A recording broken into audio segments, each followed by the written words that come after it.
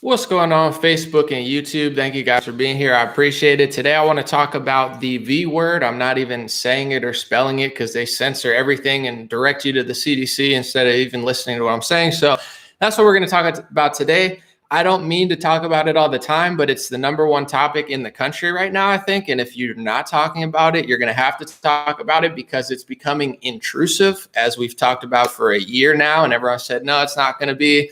And, it is what it is. I'm not trying to say I told you so because it's not fun to do that and it's not really productive. But, how the country runs, you have liberal corporations or even Republican conservative corporations. It's bipartisan at this point where they could force you or at least exclude you from society if you don't get the V word. Rutgers is doing it. They're doing a mandatory vaccination for all their students and staff, it looks like, in the next year. You have the Heat, Miami Heat. They're trying to do a, what is it? I guess a vaccinated only section at a Heat game. And it's going to keep going until people put their foot down, or I don't know, maybe they'll just keep doing it. I'm not quite sure. We'll figure it out. I know my stance. I'll talk about it in this. You guys can see this on YouTube. I'm trying to lift it up for Facebook. I got an American shirt. I don't know. I thought you might appreciate it or enjoy it. And then I want to talk about, I took a trip to Texas to film a documentary. I'll maybe talk a little bit about it. And then the third thing I want to talk about, and probably the entire time, is why this is all happening. And I'm going to get on a rant. I'm going to try not to curse today because I know some people's kids watch and I think it's important not to curse. But I'm getting really upset, and I'm not an easily irritable guy. I'm getting upset not just at the media. They're terrible. We could talk about it. Not just at society. They're sheep. Not just at the left, who I'll probably talk about at this thing, but the conservative side. I'm finding that conservative and Republican men, they get more mad at me trying to tell them the truth about what's going on than they get about what's going on. I took a trip to Texas. I've been to Florida. I see what's going on in this country at a bipartisan level, and I'm not thrilled about it. And when I try to expose what's going on and how we're not going far enough, people don't want to hear it. It's like, this is not happening because of the left. This is not happening because of just the medical tyrants. This is happening because of the complacency of men. And to be honest, the big mouths of conservative men, there's no action. It's like people spend more energy trying to drag me down for actually standing up for something than they do fighting it. I took a trip to Texas. I ended up having a good time. I filmed the documentary with great people, really awesome people. But just like I thought, Texas is not free. I went to Dallas. And, they were more mask heavy than they are in conservative areas of California. I felt like a slave and a prisoner half the time everywhere I went because liberals run the show. Liberal corporations run the show no matter where they are. Liberal cities run the show. And people are like, well, that's just the cities. It's like, well, what do you think is going to happen if you can't control your cities? Do people not remember the election? Well, Georgia's so conservative. Well, Atlanta's not. So you lose Georgia. They're like, well, the election is something's going on there. Yeah, in Atlanta, which is liberal, and now you don't have a state anymore. You're gonna lose your whole state. It's like you almost lost to Beto O'Rourke by 2 points. With two more points, you would have had Beto O'Rourke in Congress instead of Ted Cruz. And I feel like a crazy person when I point it out and try to really take a stance. I'm like, do you want to keep Texas? Do you want to keep Florida? Do you want the country to not be an open air slave prison? Well, then you're going to need men to actually stand up and do something about it because Abbott, Trump, DeSantis are not doing enough, or at least, they're not capable of doing it. I don't know what it is, but as an American citizen, I'm not okay with what's going on in Dallas, Austin. I'm not even okay with what's going on in Republican areas of Florida and Texas. The country is a shell of what it once was. And when I say that truth, that hard truth, people defend, they're like, you just stay in California. I'm like, I will, because where I live in California is actually better than Dallas. To be honest, I get treated like a slave and a prisoner when I go to Texas.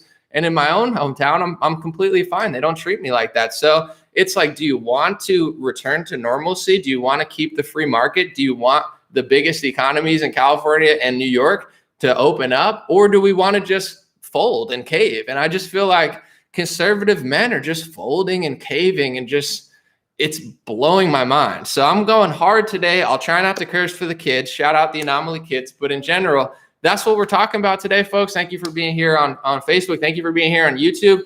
And the theme of the year is going to be put your foot down. It doesn't matter if it's Trump, Abbott, a liberal corporation, conservative, Marriott Inn, or whatever.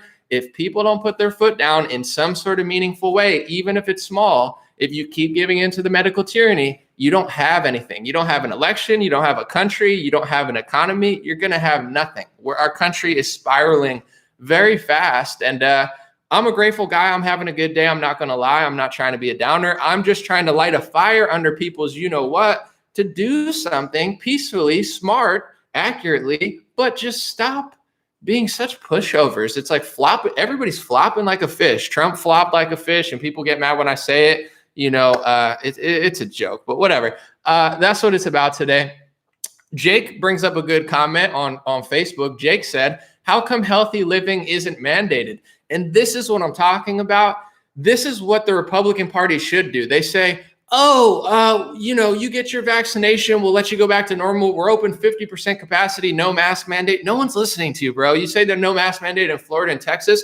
None of the liberals listen to you, and you don't make them listen. So it's like free market. All of a sudden they're libertarian when it comes to not putting liberals in check. And all of a sudden they're like communists when it comes to actually preserving the actual free market. It's like conservatives can't do anything. But that's the narrative that we need, or maybe we don't. Maybe we just don't need politicians at all. But stop idolizing these Republicans. They shouldn't say, oh, I'm quarantining the elderly. Why? Why are you treating elderly like criminals and slaves? Why are you doing that? That's not healthy.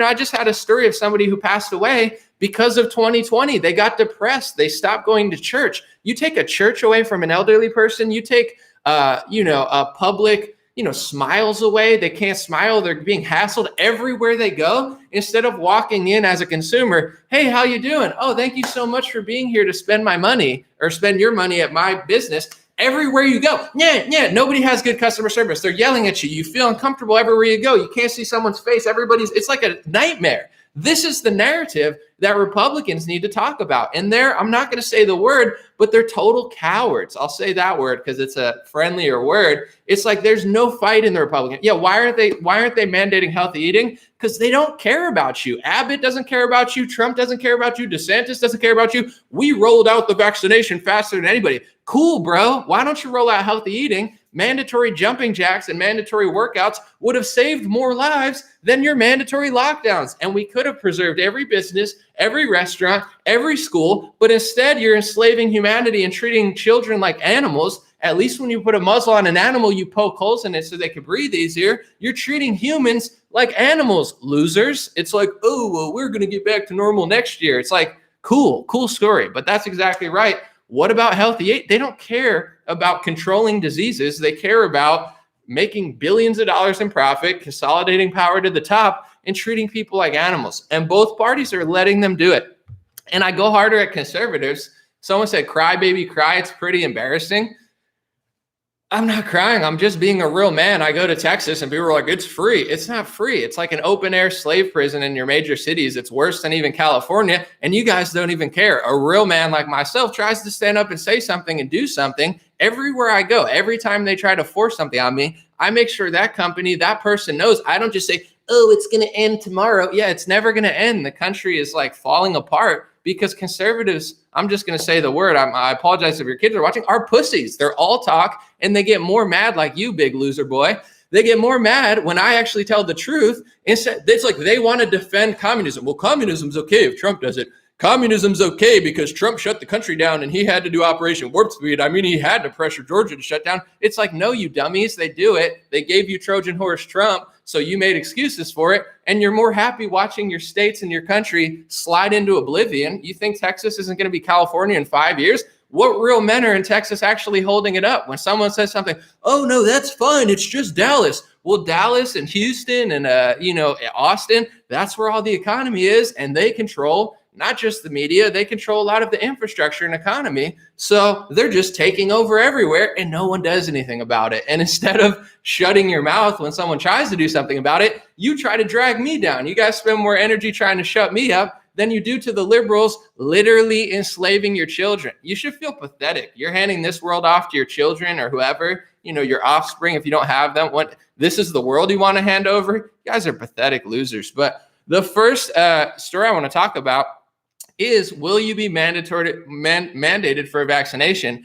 It's going to go to the Supreme Court eventually, maybe not, because the Supreme Court is pretty much useless at this point. But there was a Supreme Court ruling on mandatory vaccinations back in 1905. If you look it up, it's quite alarming. It's called Jacobson versus Massachusetts. And I'm just reading it right off Wiki right now. It says, was a United States Supreme Court case in which the court upheld the authority of states to enforce compulsory vaccination laws. The court's decision articulated the view that individual liberty is not absolute and is subject to police power of the state. So when you hear constitutional lawyer Alan Dershowitz all over saying you don't have the right to not be vaccinated, you can be vaccinated by the state, you can be fined, they can force you. He's not technically wrong. I'm not a huge fan of that and his belief in that, but he's actually not wrong. Everyone's like, why is he saying that? Well, because Dershowitz read that part. I'm not justifying it. I think it's totally crazy, but there is a Supreme Court case ruling that they could force vaccinate you. So that's going to be brought up, and they're either going to have to rule it or not rule it. And in Rutgers, I'm guessing there's going to be some students and parents who sue Rutgers. And that's going to be the big question, is how does the Supreme Court rule? My guess is hopefully they're on our side, but I wouldn't doubt if they weren't at this point. And we're going to have a real standoff in society, as we're already having. Will people submit?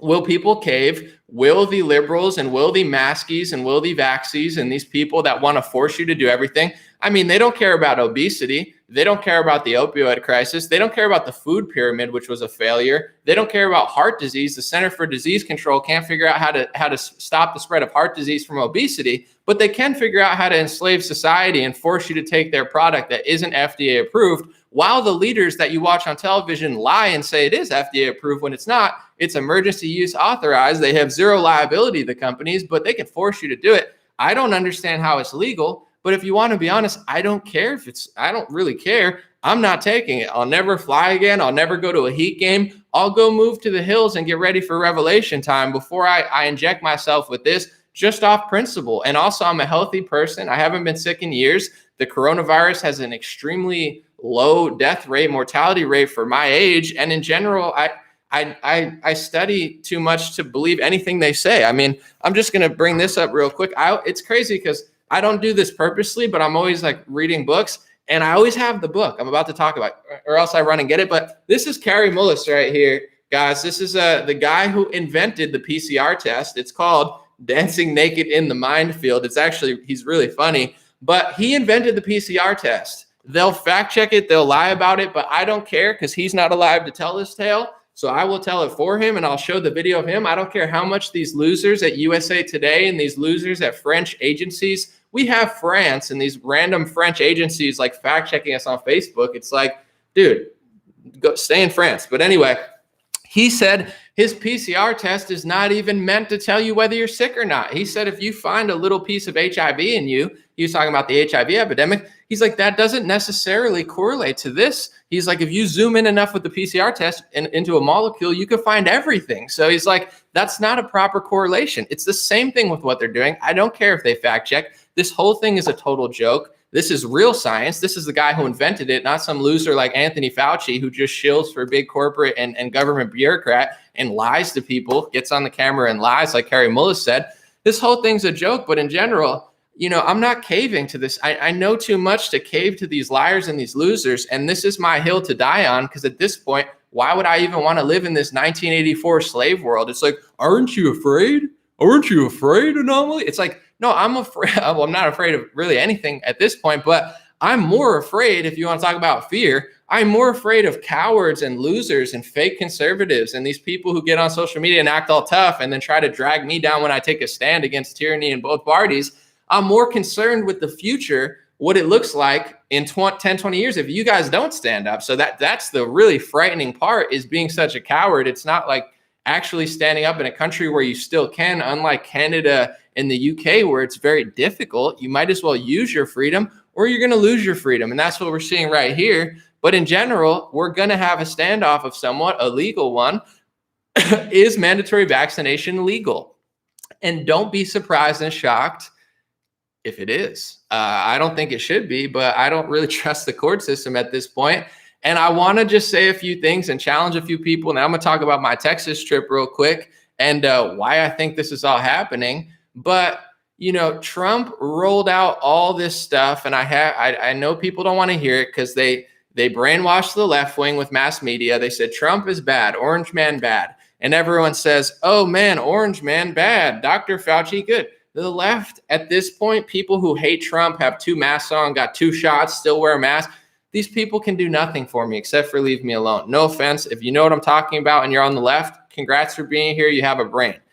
If you're not, whatever. There's nothing you could do for me at this point. But on the right, people are so into Trump. And I'm going to talk about this with the Kristi Noem stuff. They forgive Trump for 50 million things, which is fine. But then they hold everybody to this crazy standard that they don't hold Trump to. They're mad at Kristi Noem for this transgender bill that I'll talk about later. But they don't care that Trump locked the country down, 15 days to slow the spread, Operation Warp Speed, critiqued Georgia for opening up early, said Sweden was bad for herd immunity, never told the truth about it, constantly shilled for Big Pharma. Now he's out of office. I told people a year ago, these are all going to be mandatory. I know, because it's just too obvious, guys, what Big Pharma is doing, what they're doing with the country. We've seen this coming for years, but everyone said it's not going to be mandatory. And last April, I said it's going to be mandatory because Trump can't control the corporations. DeSantis can't control the corporations. They don't even try to. Liberals are running the show, and they own a lot of real estate. So as they're shutting people down with this lockdown, 100,000 businesses went out of business. Millions of businesses went out of business. So now who takes over that landscape? Amazon, billionaires like Bezos, and these people take up the real estate, and now they own it. So if you had a restaurant that you could go to without a mask, maybe it doesn't exist anymore. Now you can't go. Now you have to go to the corporations. They run the show almost everywhere you go, and they set the laws, or they don't follow the laws. And that's how it's going to happen. And this is just my question. Where is the leader Trump right now? Is he speaking out against mandatory vaccination? Is he leading the charge against medical tyranny? Is he saying, I don't agree with this? Is he really mobilizing people peacefully to take a stand against this slavery? No, he's bragging about it. He said, I did the mask mandate, not Fauci. You can find him saying, it was me who did the masks. It was me who did the vaccines. It was me who did the lockdown. I saved hundreds of millions of lives. Trump is a fraud, a Trojan horse, and such a scammer. So if everybody follows Trump on the right wing and Trump's not doing anything, he's the leader, he's the false idol, man, then this is why we are where we are. And when I try to say, I went to Texas, I'm sorry for ranting, but I'm just so tired of being treated like an animal. And I make sure everybody knows it everywhere I go, and they feel deep shame in their hearts until, it's like, when is this going to end? So I flew into Dallas, of course, at the airport.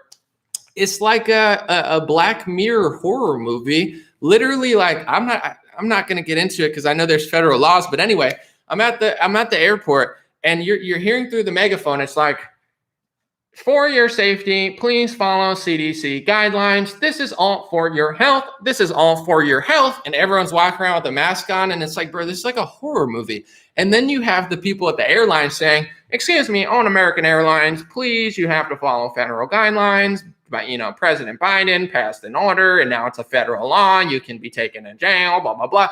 And I'm thinking to myself, it's like, if it's a federal law now, why were they doing it before the federal law? I guess they were doing it like illegally or just like on their own terms. And now they have a law in place and they're letting you know about it. It's just a nightmare, but I get it. It's an airport. That happens in all 50 states. So now they control the airlines. So, okay, it doesn't matter if Trump's president, Biden's president, doesn't matter if you're in South Dakota, doesn't matter if you're in Florida. If you're not rich, which most of us aren't that rich to have a private jet, you can't fly without following their guidelines. If they wanted to ban mandatory vaccinations like they do masks, you're screwed. You're going to have to drive everywhere, and I'm going to have to drive anywhere. And that's something that we have to mentally prepare for. I already have for a year, so I'm not shocked. But they control the airlines. So, okay, whatever. I get on the airline, I get off, and I'm at this hotel in Texas. I'm at Texas, right? It's free. There's no mask mandate. They don't listen to Governor Abbott. They feel no reason to have to listen. And people say it's a private corporation. It's like, can a private corporation shoot you in the head? Can a private corporation cut off your leg? Can a private corporation put an employee on a leash and walk them around? A private corporation can't do anything. It's like, Republicans get mad at me when I say this, but it's like they're libertarians when it comes to actually standing for something. And then they're communists when it comes to what the left does. The left doesn't listen. They do whatever they want. And when it comes to actually take a stand against them, all of a sudden it's like they're like anarcho-communists. It's like, back and forth. So at the hotel, I ended up leaving because it was disgusting. But in general, I said to the chick at the thing, she grabs a mask and she touched it with her hands. And I was like, you touched it with your hands. I'm not wearing that mask. I was like, that's gross. Your hand touched it. And if this is really about health and safety, then, find me a mask that comes from like a plastic bag, because I don't want your hands all over my face. That's disgusting. So I said that. And then, I'm checking into the hotel and I was like, are you guys tired of doing this? This is dehumanizing. This is demoralizing. You're treating me like an animal. You're treating me like a slave. I haven't had to deal with that for 2 months because I live in a world where I live. And in general, I know where I could go and I go there. So I'm like, I'm like, when is this going to end? There's no end date. So everywhere I go, I'm just letting the people know, like, this is not normal. This is not okay. This is not healthy. There's no end date to this because they don't have a plan. When the vaccine comes out, you can stop wearing a mask. Now you wear a mask. We're slaves. We're cattle. Everyone. So I put my foot down, whatever. They send me up, ironically, they send me up to a room that's dirty, dusty, and has no window. So I'm starting to I don't get sick. I haven't been sick in years. My throat and my tongue starts getting all screwed up because I'm stuck in this freaking dusty, dirty room that they didn't clean because they're more concerned about masks and cleaning their gross hotel. And there's no window for ventilation. How long is it? This hotel's like a 100-year-old hotel. How long is this room? When's the last time they aired it out? Never, because the windows don't open. So this room is just festering for like 50, 60 years with dirt, dust, hundreds of people coming in. And I have to sit here like a slave or a prisoner because I'm not allowed to go to the lobby without a mask on.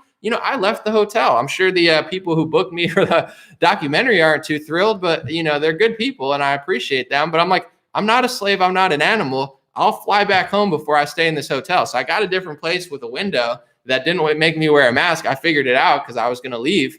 But it's like these are the things that they're doing. Like, they're forcing me to do something that's going to make me sick. Stay here and get sick in this shitty hotel with this crappy ventilation that doesn't exist as your throat's getting all inflamed. Because it's like, yeah, just make me sick. Yeah, that's real great. Now I'll fly home before that happens. But in general, Texas is not free. Florida is not free. The liberals are running the show in the cities. The liberals are running the show with the corporations, and nobody, not DeSantis or Abbott, has a solution for it. So I would think if I was a conservative, if I was a patriot, if I was a real freedom fighter, I would think people would be excited to see somebody in my position say this, because you're not going to hear it on most conservative influencers, because literally they will get on their knees for Trump before they will tell the truth about his involvement in the medical tyranny, the vaccination rollout, and the socialist communist takeover to America, which Trump greenlighted, bragged about, and defended. They won't tell the truth about it. So I would think people would be excited for me to say it. I have a big platform. I, have somewhat of an influence and a reach. No, more conservatives and Trump supporters get pissed off at me now for saying this. It's like they defend communism, tyranny, human slavery before they would admit that Florida and Texas are a shell of themselves of what they were in 2019. The whole country is. And that's the truth. If you went to Florida in 2019, it was much better, much freer than it is now. It's not even an opinion. This is not like an edgy opinion. It's a fact. The whole country's going to shit. Okay, it sucks flying. It sucks checking into a hotel. It sucks going to Disney. I mean, what bigger symbolism of conservatives not being able to conserve shit would be CPAC in Florida forcing their people to wear a mask mandate? How embarrassing is that? You have all these conservative influencers who are on Instagram like, F a mask, man, I'm a real patriot. And they're walking around with a mask on at CPAC because they're being forced to by the people who run it. Isn't that pathetic? That's why I didn't go to CPAC. I was like, I'm not going to Orlando and wearing a mask all the time. I've heard of Orlando, and I know it's run by liberals and corporations and Disney, and it sucks to be there now because it's like an open air slave prison where they just scream at you all the time to wear a mask. And that's what CPAC is, a giant example of how they can't conserve anything. So I say this stuff not to be mean or rude or edgy, but to say, shouldn't you be happy I'm saying this? No, people, oh no, Texas is free, man. That's just Dallas. That's just here. That's just there. That's just there. Yeah, I'm sure you can find an area of Texas that you could still live normally, just like I could find an area of California to live normally. But aren't you noticing the walls are closing in around you? Do you not notice? Am I taking crazy pills like Mugatu from Zoolander? Do you not notice that the walls are closing in? You can't fly anymore. You can't go to Heat games. You can't go to sports games. The walls are closing in. In order to stop them from closing in, you have to say no and put your foot down. I don't care if you live in California, Texas, or Florida. I don't care if you're red or blue. I don't care if you voted for Trump or whoever. I don't care if you're libertarian or conservative. You have to identify that the walls are closing in and stop them from closing in on a political level, or else your political movement is just a clown show where people can serve their own influence and their own power in the conservative world more than they can serve the First Amendment, churches. I mean, everything that they've taken away and made harder. What are you conserving? So it's like, this is all happening. Yes, of course, the Faucis and the CDCs and the Modernas and the Pfizers, that's obvious. The left, they're so mind controlled. They hate this country. They hate their skin color. They hate their grandparents. They hate their family. They hate everything. They don't love the environment. They just hate humans. They don't love Black and Hispanic people. They just hate white people. They don't love other countries. They hate America. It's a hate movement on the left. They've been brainwashed to self-sabotage. So now what won't they do? They've been programmed to the point where they don't care if the entire world falls apart around them. And what better example of that than the disgusting hellhole I used to live in? Praise God that I was able to get out of there, because it's just awful. Los Angeles, God bless the people of Los Angeles, even God bless the town. But Echo Park, the police and the city are finally doing their job. They're cleaning up the disgusting hellhole that is Los Angeles. Echo Park is disgusting. It's just been taken over by homeless people. So they're actually doing the good thing, getting the homeless people out of there. You would think these people would be excited, right?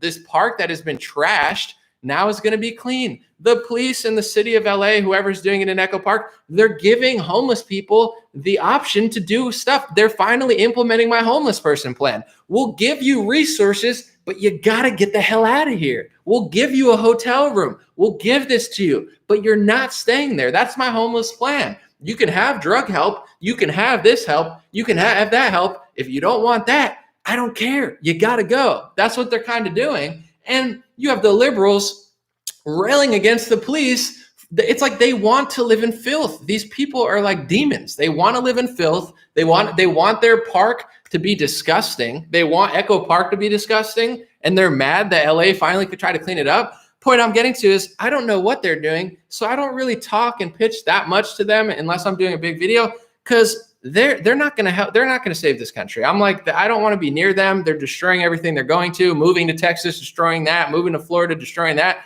So leave me alone. Okay. This is my space. You get out. But when it comes to the right, I don't see any real movement to stand against this medical tyranny. There's no line being drawn. There's no identification really on a high level that the walls are closing in. It's just like, everyone's okay with it. And then when I say that it's not sustainable for this, people are like mad I'm saying that. They're like, don't come to Texas. I'm like, Beto O'Rourke almost won 20, 30, 40 years ago, whatever. I mean, Beto O'Rourke is not even going to get 10% of the vote in Texas. Now he's getting 48, 49%. It's not, I don't want Texas to go blue. I want it to go red more than most people, but you have to identify the problem and actually do something about it. Everyone's just like, haha, we got it here. I'm like, bro, the liberals are taking over. You have to stop that. You have to. And when it comes to drawing a line, people draw a line for every Republican except for Trump. It's getting crazy to me. Kristi Noem, who's done a pretty good job. And if you want to talk about the pandemic, she's did a way better job. I was in South Dakota in the height of the coronavirus. It was really free. And that was like a city I was at. Way more free than Texas, way more free than Florida. South Dakota at the time was the real deal. It's still not perfect 100%, but she did a damn good job and a 10 times better job than Trump did, phony Trump. So, okay, everybody's trying to cancel Kristi Noem now. Cancel her. She's done. She can't be president. Kick her out of the park. I see all these crazy people, not crazy people, but crazy takes about how bad she is. And I'm trying to figure out, why is everyone trying to cancel Kristi Noem? So I watched the interview with Tucker Carlson. She didn't veto a bill, but she sent it back for, a review. There's some sort of transgender bill that says women play women's sports, men play men's sports. And they gave the bill to Kristi Noem. And she looked at it and said, I don't like the way this is written. I sent it back because in order to take on the NCAA, we're going to need help. And it's true in the sense of, Florida has a lot of power against the NCAA. Not all, but like Florida has a lot of big schools. Alabama has a lot of big schools. Even West Virginia has West Virginia University, but South Dakota doesn't really have big schools like that. So against the NCAA, you don't have a lot of leverage. They don't care if they lose South Dakota. If the NCAA lost Florida, they would care. If the NCAA lost Alabama, they would care. If the NCAA lost Texas, they would care. If the NCAA loses South Dakota, they don't really care. So her logic, and I don't know, to what extent she was being 100% honest, because I didn't fully read the bill, but I'm listening to her and I'm like, I'll give her a few weeks to see what she does, because I don't think she's pro men playing women's sports. I think she's just like, if I do this right now, I'm not going to win against the NCAA, and they could just kick me to the curb. Whereas if I do it properly, I can actually do something. So the point I'm getting to is it sounded pretty reasonable what she was saying. And in general, bills don't just mean what's written on the top. If you have a clean water bill, it doesn't mean they're cleaning the water. They could pollute the water. The CARES Act, the socialist communist $1 trillion bill, do they care about you? No, that was the biggest robbery in modern history. They shut the country down and stole, or rather redistributed, trillions of dollars. And you got a penny, or, a paycheck, a fraction of that. And then who knows where the rest of it went, unless you read it. But what I'm getting to is, just because it's if it's like, oh, men play men's sports and women play women's sports, the Patriot Act is a great example. It doesn't mean that's what it says. And she said there's going to be unintended negative consequences for students here. And I'm sure she was right, because she's not a moron. So anyway, there's a reason I'm talking about this. It's important. Everyone's trying to cancel her. She's done. She's a phony. She sold out to the NCAA. She sold out to the lobbyists. And I'm thinking to myself, this is like a movie where Trump is this character.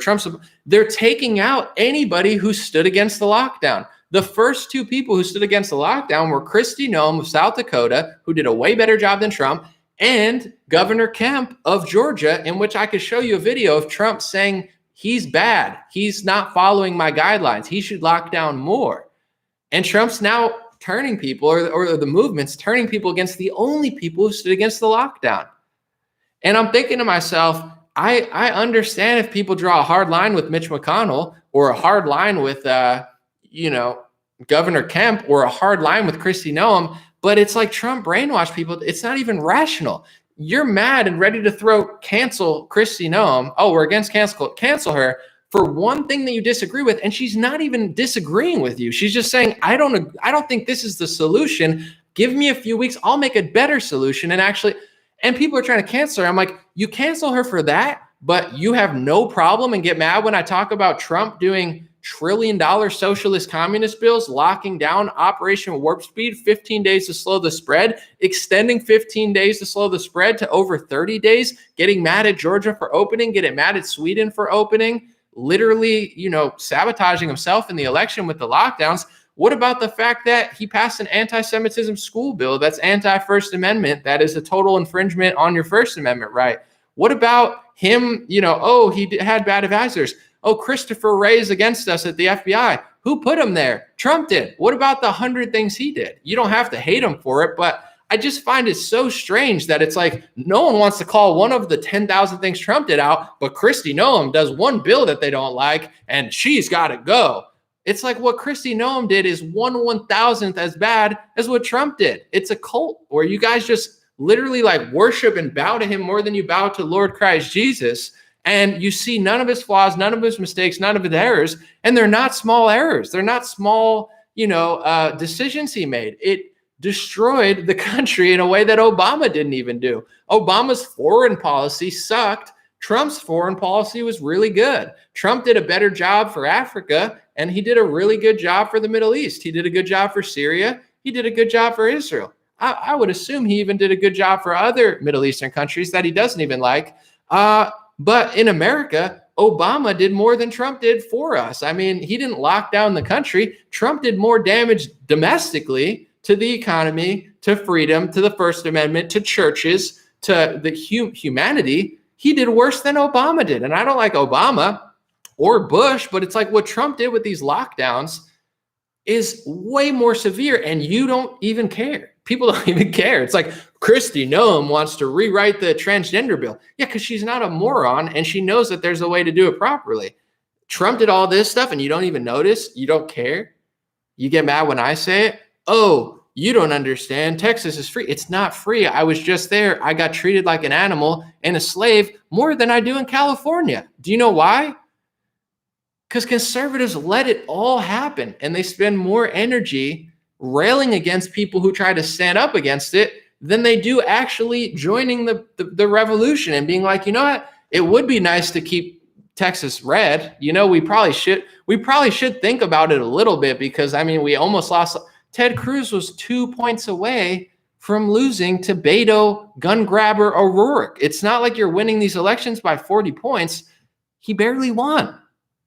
I don't want Beto O'Rourke to win, but when Republicans win, we take 2 steps forward and 30 steps backwards. Trump took 3 steps forward and got knocked back 30 steps. It's like he got hit so hard he woke up a different person. Imagine you're fighting someone and they're like, man, I'm going to preserve freedom. Trump took a few steps forward, jab, jab, jab, punch, punch, pump. Trump got knocked out so hard, he woke up and said, Operation Warp Speed's a huge success. The lockdown saved hundreds of millions of lives. I saved a lot of lives. I mean, I did the masks, not Fauci. Trump is a phony. Okay. Someone said Anomaly lost a lot of viewers on Facebook. I went from 2,400 to 1,800. I don't care because you know what? 1, there's an audience for what I'm saying. 2, people act like this isn't popular, but I am growing even bigger. But 3, more importantly, this is the only way to go. I don't care if I please Trump supporters and sell a bunch of My Pillows. Get as much My Pillow money as you possibly can, conservatives, because you guys are going to need the money because you're not conserving crap. I don't care. I don't care.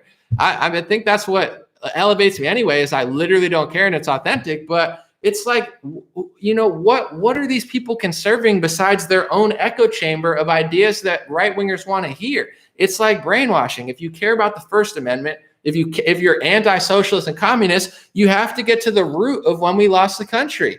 This is why it's a big deception. Oh, well, I'm mad at Governor Kemp for the election. Totally understandable. Governor Kemp did not do as much as you thought he would have done during the election. I get it.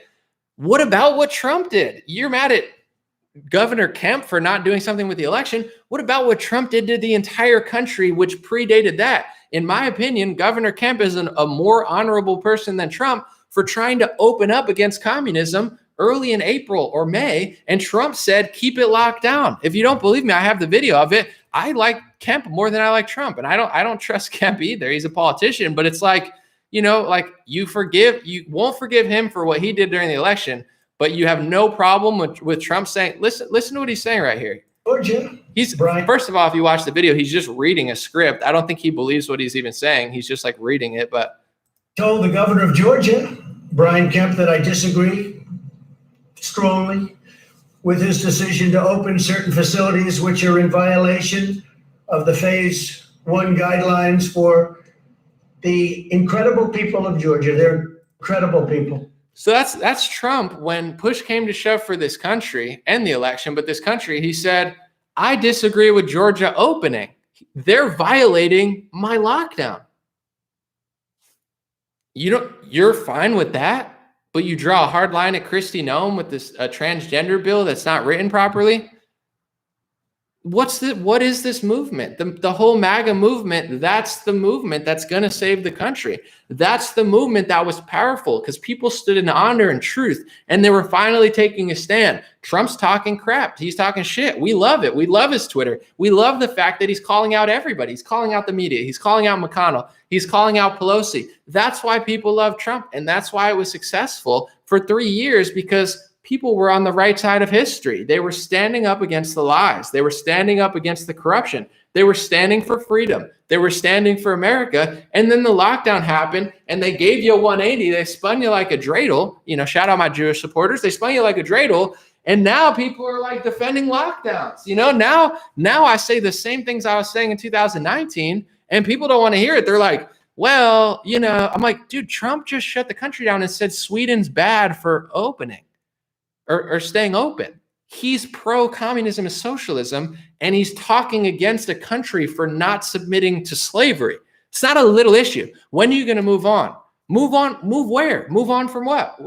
There's nowhere left to move. America was where everyone moved to. This is where people went to escape Venezuela, to escape Cuba, to escape the UK, to escape Canada, to escape Africa. This is where people went. This is the last safe haven on the country, and it's not safe anymore, and it's not free anymore. So it's kind of a big deal. And I have the luxury to say what I'm saying right now and not get arrested. I might get harassed and targeted and interrogated by intelligence communities, but I just don't care anymore, okay? Because I'm not doing anything wrong. I'm not doing anything illegal. I'm just speaking the truth. And if they have a problem with it, it's like a Trump supporter or a liberal having a problem with it. Real people at these agencies know what I'm talking about and appreciate what I'm doing. And people who aren't honest don't like it. And I just don't care anymore, okay? Because I'm allowed to do it. And in the UK, you don't have the freedom of speech and you don't have this luxury. So in America, if you really are a conservative or you really are a patriot, you have to take a stand now, peacefully, honestly, but strongly, because Republicans are just flopping like fishes. And the part that really gets to me is if you're going to flop like a fish, you ever have the talking bass? You put it on your wall and it's like singing a song. It's like, don't worry. It's like flopping like a, mechanical fish on the wall, the talking bass. That was popular in the 90s. If you guys remember the 90s, Power Rangers, Ninja Turtles, good times. Anyway, it's like if you're going to flop like a fish,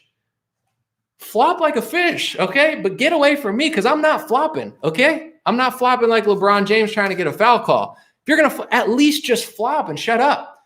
But people are flopping like a fish, and then they flop over to me, and they're like, anomaly, Texas is free. No, it's not. And if you wanted Texas to be free, you would want somebody like me or somebody stronger than me to be in office to make it free. And it's never going to be free because you're flopping, and you're flopping over to people who aren't flopping and flopping all around and getting mad that they're not flopping. I'm not flopping. I'm not stopping.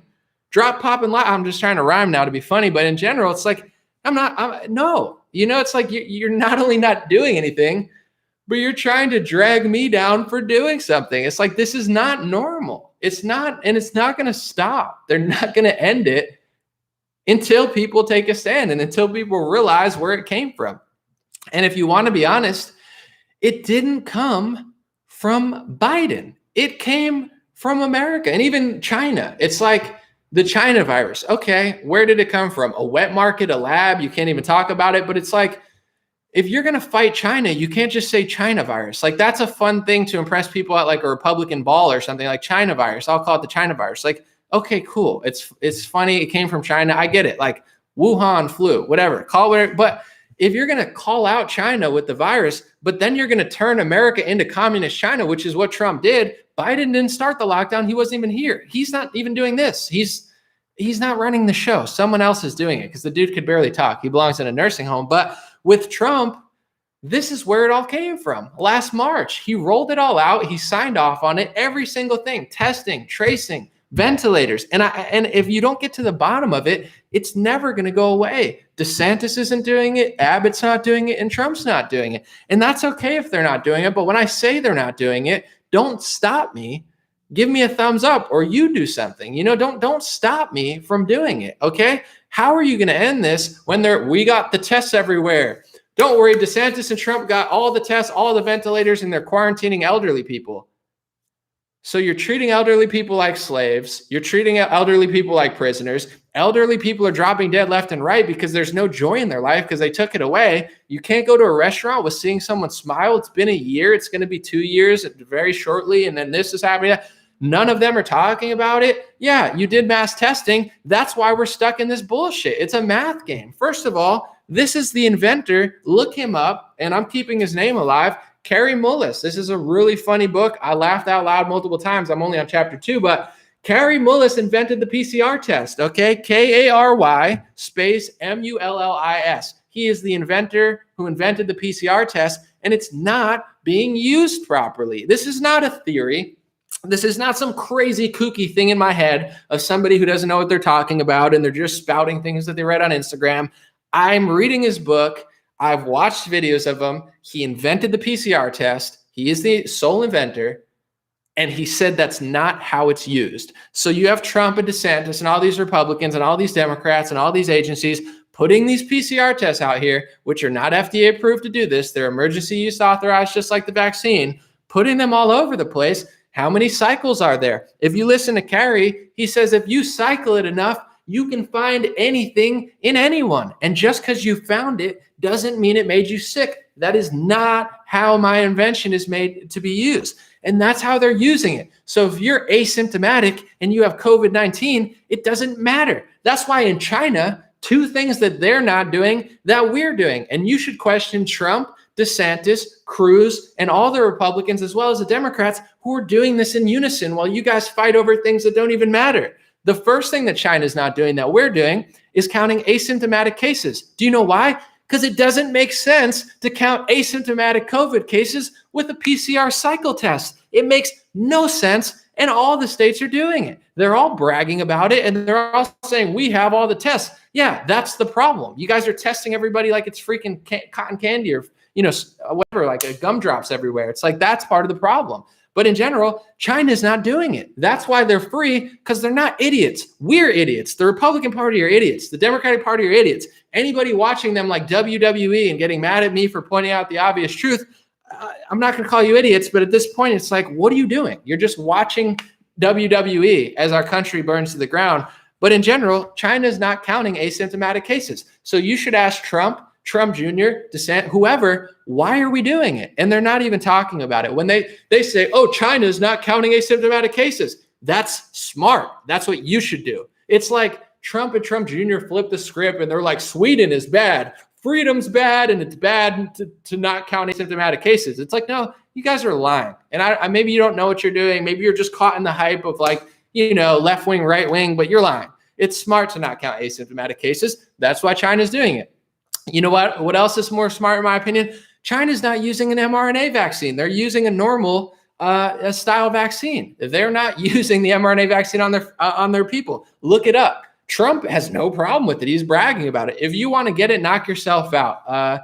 Don't force me to do it, though. And here's the problem. If you want to get the flu shot, did you ever hear me complain about the flu shot? I never did. You know why? Because people weren't locking me down, closing down my gym, making airline travel like a prison, making hotels like a slave factory. So I didn't really care. You want to get your flu shot, knock yourself out. Maybe you get the flu shot, you don't get the flu. Maybe you get the flu shot and then you get flu. I don't really care. I don't take the flu shot. I'm not getting the flu. I'm fine.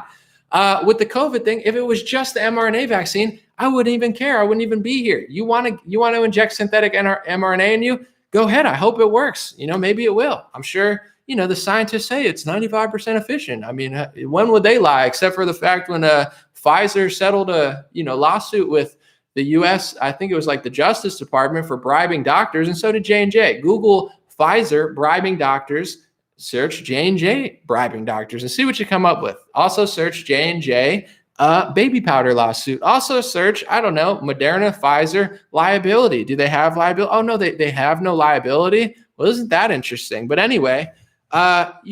In China, they're not doing an mRNA vaccine, and they're not counting asymptomatic cases, and they're open, and they're not forcing people to do all this crap. And in America, you have both parties forcing people to do all this crap. DeSantis says his state's open. Meanwhile, it's like a prison and a freaking slave camp. When you go to Disney now, they treat you like a psycho. And even Miami Heat is now doing vaccinated only section. And is DeSantis going to do something about it? Maybe he'll try. Maybe he won't. Maybe he doesn't care. Maybe he doesn't know how. Maybe he can't. Maybe he just can't do it. Maybe it's not possible. But what is possible is millions of people standing up and saying, I don't care. That's what you need to say. I don't care if it's Trump. I don't care if it's DeSantis. I'm not doing it. And I want you to know as a leader that it's not okay. And if enough people did that, we'd be in a better position. But the Republican base, and please don't get upset when I say this, but the Trump base and the Republican base, the politicians,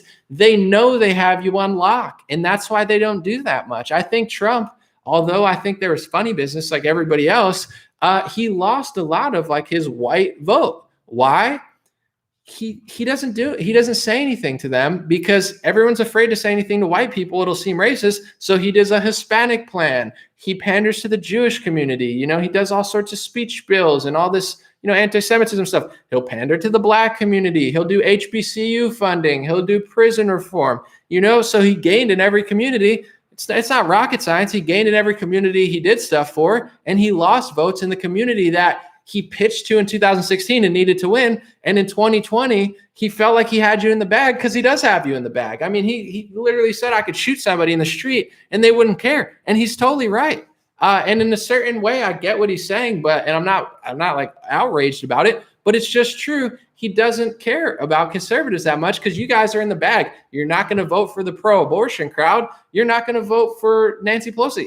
Who's going to vote for Joe Biden? And I'm not, but that doesn't mean I'm going to be a pushover. And he knows that Republicans and conservatives, and they all know, the whole Republican Party, they know that you guys are pushovers because we only have two options. Either you get communism or communism. You get Bolshevism or Zionism. You get Zionism, Bolshevism, or Zionism, fake patriotism, where they can't even keep the country open. So it's like, yeah, I'm going to go with that one because, I'm not going to vote for Joe Biden. So I still will vote Republican on a local level. Yeah, you got me. But at the same time, they know we flop like fishes. And that's what we got to do is just say no. If everybody stood up to Trump or DeSantis or Abbott anywhere, it doesn't matter left or right, like, dude, you got to do something. If you don't do anything, it's only going to get worse. And there has to be like a real conversation on a political level. On a personal level, it is what it is. Take care of your family, have a good day. But, I'm saying this now for people who are stuck. A lot of people are stuck at work. They don't want to wear a mask, but they have to wear a mask or they're going to lose their job.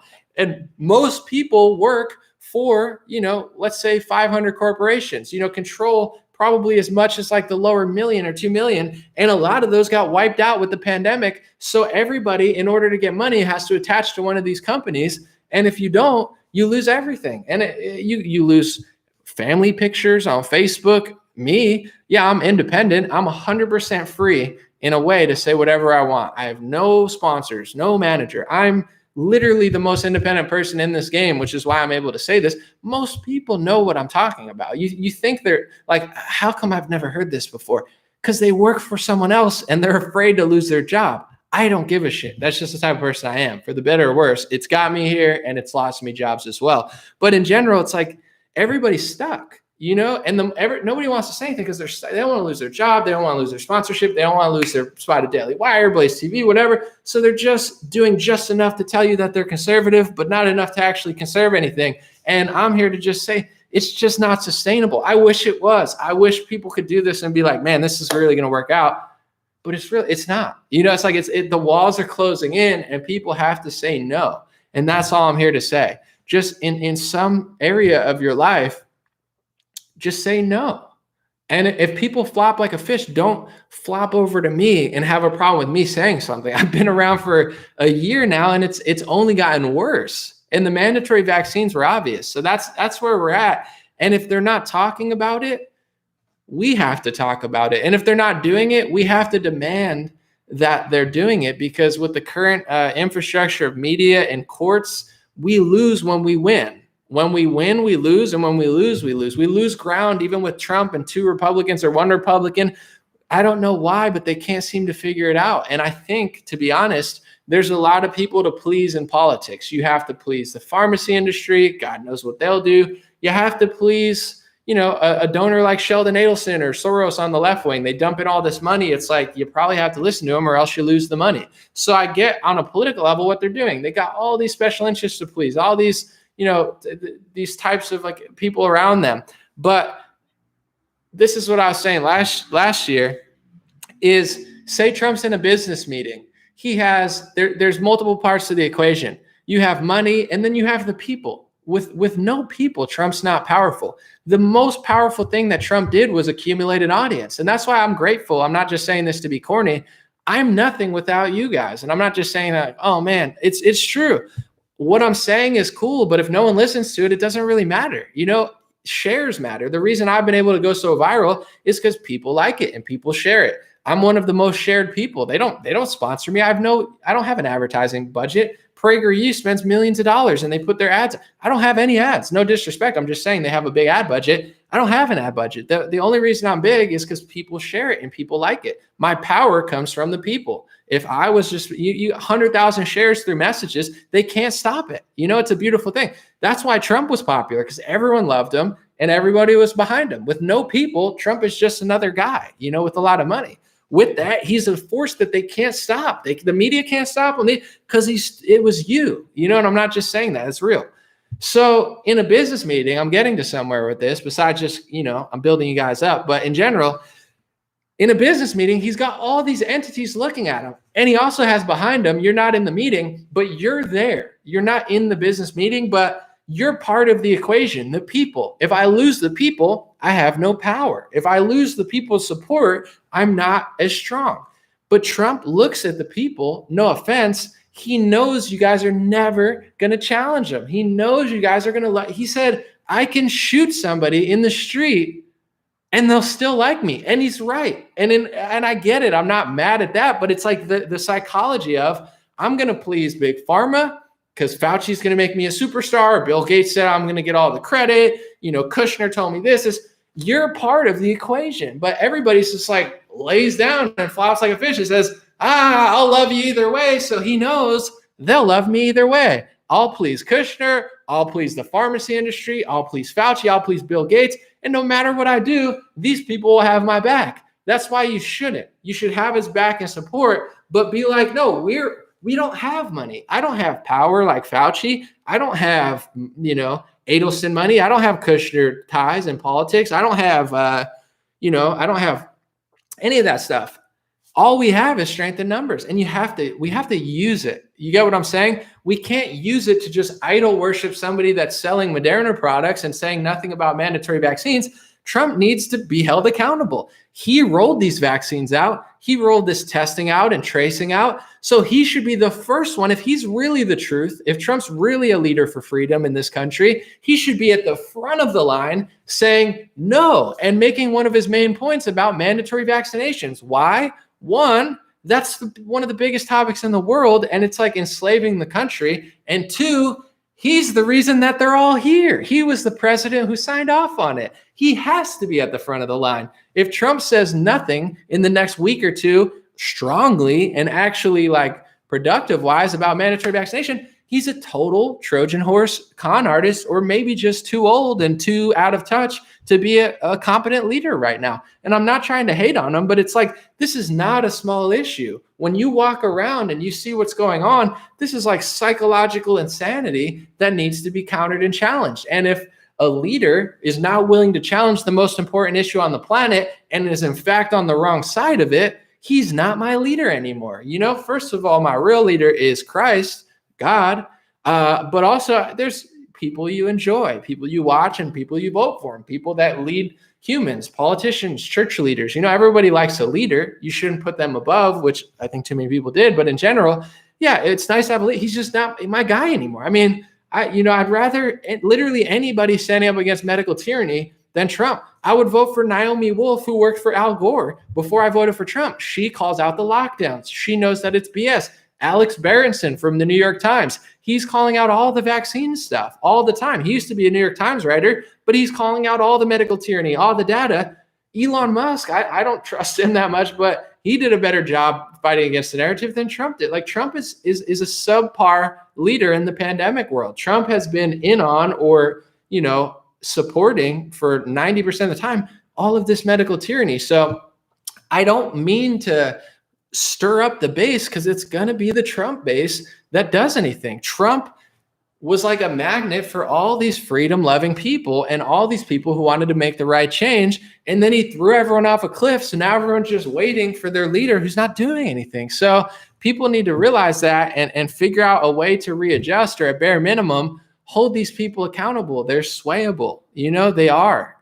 If they're the real deal, they'll have to listen at a certain point. So don't just act like it's all cool. It's not with these people. They need to hear no, and they need to feel like if they don't please us and they don't do what's right for the country, that they're not going to get votes that easier. People just sit out the election and they feel no pressure because they know that no matter what they do, people will still worship them. Someone said Trump has a plan. This is the biggest theory last year. Trump has a plan. All the pedophiles are going to get arrested. Operation Warp Speed to see. He doesn't have a plan, guys. Like, especially if you're a Christian. I mean, I don't necessarily want to get into your religion or stuff, but like, you got all these Christians, they worship Trump more than they worship Jesus. It's like, you think he's like a wizard or something. Like, just write a Bible, call it the Trump Bible, and say Trump always has a plan. When he does what's wrong, it's right. It's like it's a cult, it's a religion. You've created a religion around not being your own person and assuming that Trump's going to do everything you've ever wanted him to. He's a human being. He did some things, he didn't do some things. It's okay. I will forgive him. He's just not my guy. He's not doing anything for me. So it's like you've created this false religion around this concept of like, he's going to do everything I ever want him to do. It's like, no, he's not. And it's not this heroic thing. I've battled with people for years. It's not this heroic thing you're doing where you're like, I think Trump's going to say he's got a plan. It's okay to admit he doesn't, but it's like, it's cowardly. It's like, I don't want to believe he's not going to save me because I'm too cowardly to do anything myself. Like the amount of people that acted so tough behind Trump, as soon as he lost the election, all these people are messaging me, it's over, we're done. It's like, then you were never tough to begin with because you were just throwing all your hope into Trump and riding his coattails, which is part of the problem. Trump needs your help. He doesn't need a bunch of people who just stand behind him and talk trash. It's like somebody driving and you got 5 people in the back seat just talking shit to everybody, and everybody's trying to fight your car because the people, you're not helping, you're not contributing, you're just, stirring up stuff. So it's like, people want to believe that Trump still has a plan because they don't want to do anything. They want to just wait for a human to be the guy. And it's like, even when it's so obvious that it wasn't what we thought it was, or at least it was, I don't know about you. My plan of Make America Great Again wasn't communism, medical slavery, and walking around like I'm in 1984 horror movie, worse than the Obama administration. Just be honest. That's not what you thought it was. Whose idea when Trump won the 2016, 17, 18, whose idea of MAGA was like, dude, I think, MAGA is going to be like total communism, medical slavery, tyranny, shut down of the whole country. Like, and then he's going to lose the election, and then he's not going to do anything. He's going to tell everybody to go to the Capitol on the 6th, and then it's going to get shut down, and everybody's going to get investigated by the FBI. And then he's going to pardon Kwame, like Democrat, like Democrat criminal, and he's going to pardon a bunch of Israeli spies. And then he's just going to like keep talking about Operation Warp Speed. And then we're going to say March 4th, something's going to happen. And then that doesn't happen. And then we're just going to just say he has a plan. No one's idea. You don't have to lie. You can lie to your friends or your Q friends. You're not going to lie here, okay? We know you didn't want that to happen. I didn't want that to happen. No one wanted that to happen. This is not, we didn't think this was going to happen. And it's not to say it's all his fault. It's not. It's just like, we could play this Fantasyland game if you want. Like, ooh, man, this is exactly what I was waiting for. I love the fact that elderly people can't congregate and they have to, get depressed. And now, like, no, this sucks, okay? Someone said, who is our leader? My leader is Christ, but also I'm my own man. And I think people need to be their own man. If enough people were men, this is why I'm railing at conservatives. Liberals, what are they doing? Soy boy interviews with Dr. Fauci, like chugging soy and like, what is it? The Try Guys, like Dr. Fauci. It's like, they're not helping us. So now we have conservative men. What are conservative men doing? Just be your own man. As a man, I'm done being treated like a slave or an animal. I've been that way for a while, but in general, when I go to a restaurant and they try to make me wear a mask to sit down 5 seconds, I don't go. And it's not hard to do. There's 100 restaurants to go to. Like, good times create weak men. Weak men create hard times. Hard times create strong men. Strong men create good times. We've been in good times and we have weak men. It's not just the beta male liberals that are weak. Conservatives are weak too. It's like, what would you have done in the Bolshevik Revolution? Say they're taking over your country. You might face the gulags if you dissident. What type of person are you? That's a real decision to be made. Would I be willing to go to the gulags and die for what I believe? Or will I cave and become a communist to submit to stay alive? That's a tough decision. I will give you the benefit of the doubt there. You don't want to die.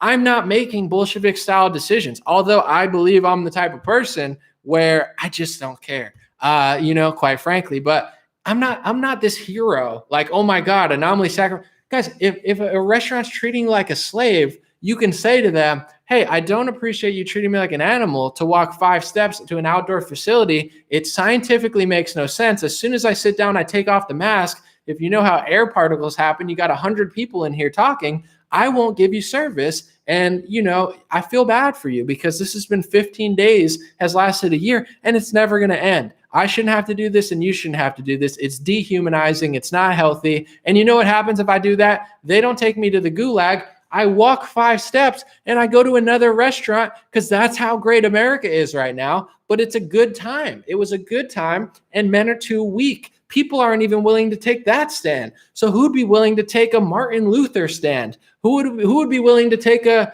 Malcolm X or MLK stand, or a real stand like George Washington or Thomas Jefferson? Nobody. They can't even take a stand to go to a cheesecake factory after they get shut down at a diner, an IHOP or something. It's like, you can't even take the most small stand. You're going to lose everything. Hard times are coming because men are too weak, not just liberals. And I saw this happening years ago where everyone's like dunking on libtards all the time. It's like, yeah, there's a time and a place for it. I agree with you. But that's all you saw from conservatives. It's like they're pointing at liberals just to make themselves feel good. And then liberals point at conservatives to make themselves feel good. You're a racist Nazi. You're a libtard commie. And it's like, to an extent, they're not Nazis. You're wrong. But with the libtard commie, to an extent, I agree with you. They are liberal and they are, implementing Karl Marx's Communist Manifesto without knowing it. But are you doing it in a way that's authentic to me? And I saw it years ago. I'm like, these accounts don't seem tough to me. They're fake tough guys picking on the weak guy, not saying anything revolutionary, anything productive, no strand, just, hey, I'm smart, I'm strong, man, and you're not. And those are the same fraud losers that can't take a stand for anything. They're at CPAC with a mask on. They can't even free their state, and they don't want to talk about it because they'd rather get my pillow bucks and, shill to the Trump world or something about how conservative they are. So it's like, we don't have not just strong men on the left, we don't have strong men on the right. We have a bunch of people who put on a cowboy hat and would be willing to bomb Syria or Yemen, if their leader told them to, or someone who puts on a cowboy hat, gets a bunch of corporate sponsors and then just shuts up and says whatever they're told to say, or just like the generic, like AOC sucks. Like, yeah, AOC sucks. I agree. But like, now what? All right, AOC sucks. What are you doing? They're just talking about AOC because it gets clicks. Like, all they can do is live in the left world. Can they create their own world, their own culture? No, they can just weigh in on what the left, Nancy Pelosi did a stimulus bill. So did Trump. So did McConnell. I don't like Nancy Pelosi, but they're letting you fight in an arena and then moving the arena. This is the game. You have 2 options, the left and the right. In my opinion, the right is leagues better, and we've made a lot of strides. But they have this arena, and it's sliding to the left, and no one notices because they think they're fighting somebody, and that's what's happening.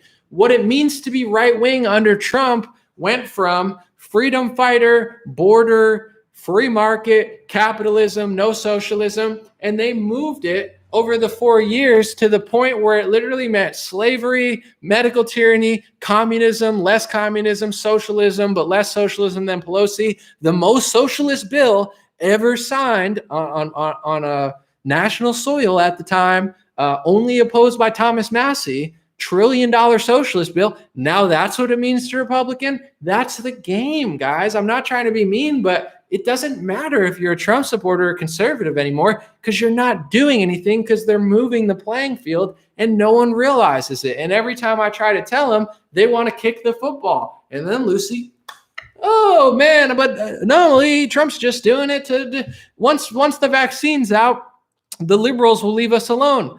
No, they won't. That's the whole game, is you keep thinking pleasing them or submitting to them or not standing up to them is going to get you your freedom back. And the opposite is true. The more you do, the more they take. The more you submit, the more they do. It's like a programming thing that, if it was opposed early enough on a psychological level, could have shattered the illusion early on. But I don't want to go back in history. What's done is done. But it's like, we have to do something. And I'm sorry to rant, but conservative men are too weak. And I'm not talking about strength. Why? I don't care how manly you are, how big your beard is. It's like, who's taking a stand? Ian Smith in New Jersey, big beard, big guy, also big personality, actually did something. He's not just all show. He opened his gym, took $100,000 in fines, and he keeps going. There's not that many businesses. John MacArthur's church, I can name the people that I know that are staying open on one hand. Where are all these Trump supporters? 80 million people voted for him. Where are all these other business owners? Why is no one else doing anything? If everybody did something in unison in April, it would have been done in April. but nobody did anything because they were waiting for Trump to do something, and Trump didn't do anything. In fact, he did the opposite of free you. He signed every paperwork, every mass testing, mass tracing, mass CDC, Big Pharma, Pfizer, Moderna, AstraZeneca, you name it, he signed it. Sign it all away, put all the mass testing there, and they're making a fortune, guys. Now there's COVID insurance. The insurance companies are making a fortune. The pharmacy company will make a fortune. The government will make a fortune. California let their deficits or all the stuff they screwed up. Now, they're rolling in the money and they're never going to stop. This is never going away until enough people identify it. But you have to ask yourself the question, then I'm going to get to comments. You have to ask yourself the questions. Outside of the people who got upset, I'm sure there were some. Outside of this, why is what I'm saying so rare? I don't think I'm that special. I don't think I'm doing anything that profound. I'm just a real man who I can't not do it. You don't understand. Like, I'm not a slave. I'm not a prisoner. I'm not an animal, and I'll never be. So I don't know how to not do it. I wish I could just figure out what everyone else is thinking, but like, I walk around and when I get disrespected, I'm a nice guy, but I'm not going to let someone punch me in the face and say, oh, thank you, daddy, I have another. Like, no, now we have problems. Like, you crossed the line. But besides that, I'm one of the happiest guys to be around, but I'm not an animal. So when people treat me like an animal, I tell them, I'm not an animal and I'm not a slave. And I don't know why you think you could treat me like this or who told you to, but it's not going to work with me. And if 10 million people did that, it would have been over. But there's like 5 people in the whole country that are actually like fighting tyranny on a big level. Why is it so rare? Why is no other conservative talking about it? Because they're on a script. They're on the wrong script. Trump is giving them the script. Fox is giving them the script. Daily Wire and Turning Point are giving them the script. And it's the wrong script for this time period. They're not talking about medical tyranny. They're not talking about the root level. They have no plan or solution to get over it because I don't even think they care, or they're not smart or honest enough. I don't know what it is. I'm not going to dissect what's going on in their brains, but I quite frankly just don't care. I don't care if it's for this reason or that. I don't care. Just leave me alone and stop doing this to people. And before I really end, it's not a hard script. If they want to have the right script, oh, Trump did the vaccines. No, Trump did it, not Fauci. Operation Warp Speed was Trump. That's the wrong script. The right script is lockdowns kill. They're psychologically abusive, mentally abusive, physically abusive. Elderly people are not meant to be treated like animals too. I get so tired of people saying, oh, let's just quarantine the elderly and the immune deficient. Let it up to them. If you're immune deficient, the world is always going to be a slightly more dangerous place for you. That's just the way it works. If you're immune deficient, it doesn't mean you treat them like a prisoner, especially when staying indoors is terrible for your health. They shut us indoors for 3 weeks, closed down beaches, closed down churches, closed down outdoor parks, and then, oh, actually, outdoors is a good place to be. Yeah, duh, you scumbag criminal demons. Of course, outside is a good place to be. So what happens to people's health when outside's a good place to be and you make everybody stay inside for 3 weeks? You killed people. You murder criminal scumbags. That's what they did on a bipartisan level, and they've never stopped being scumbag criminal demons. And somebody needs to say it in the Republic, oh, well, we were going to quarantine the elderly here in Florida. Well, F you too then, because elderly people are not animals that need to be caged. And it's scientifically proven that communities help elderly people. It's common sense. Do I even have to show you the article? Because I have articles. I got thousands of articles. You watch my videos, I got all the articles. But do you need an article? Just talk to an elderly person that lives long. I just talked to somebody who had their partner or somebody they work for died because the pandemic just destroyed them mentally. They were a healthy person going around, smiling, enjoying life. Now they're stuck. Everywhere they go, there's no files. They're being yelled at. It's a crazy political time. It's killing people. The lockdown kills. Lockdowns kill. Quarantines kill. Treating kids like this kill. It's not healthy. And it's not a hard thing to figure out.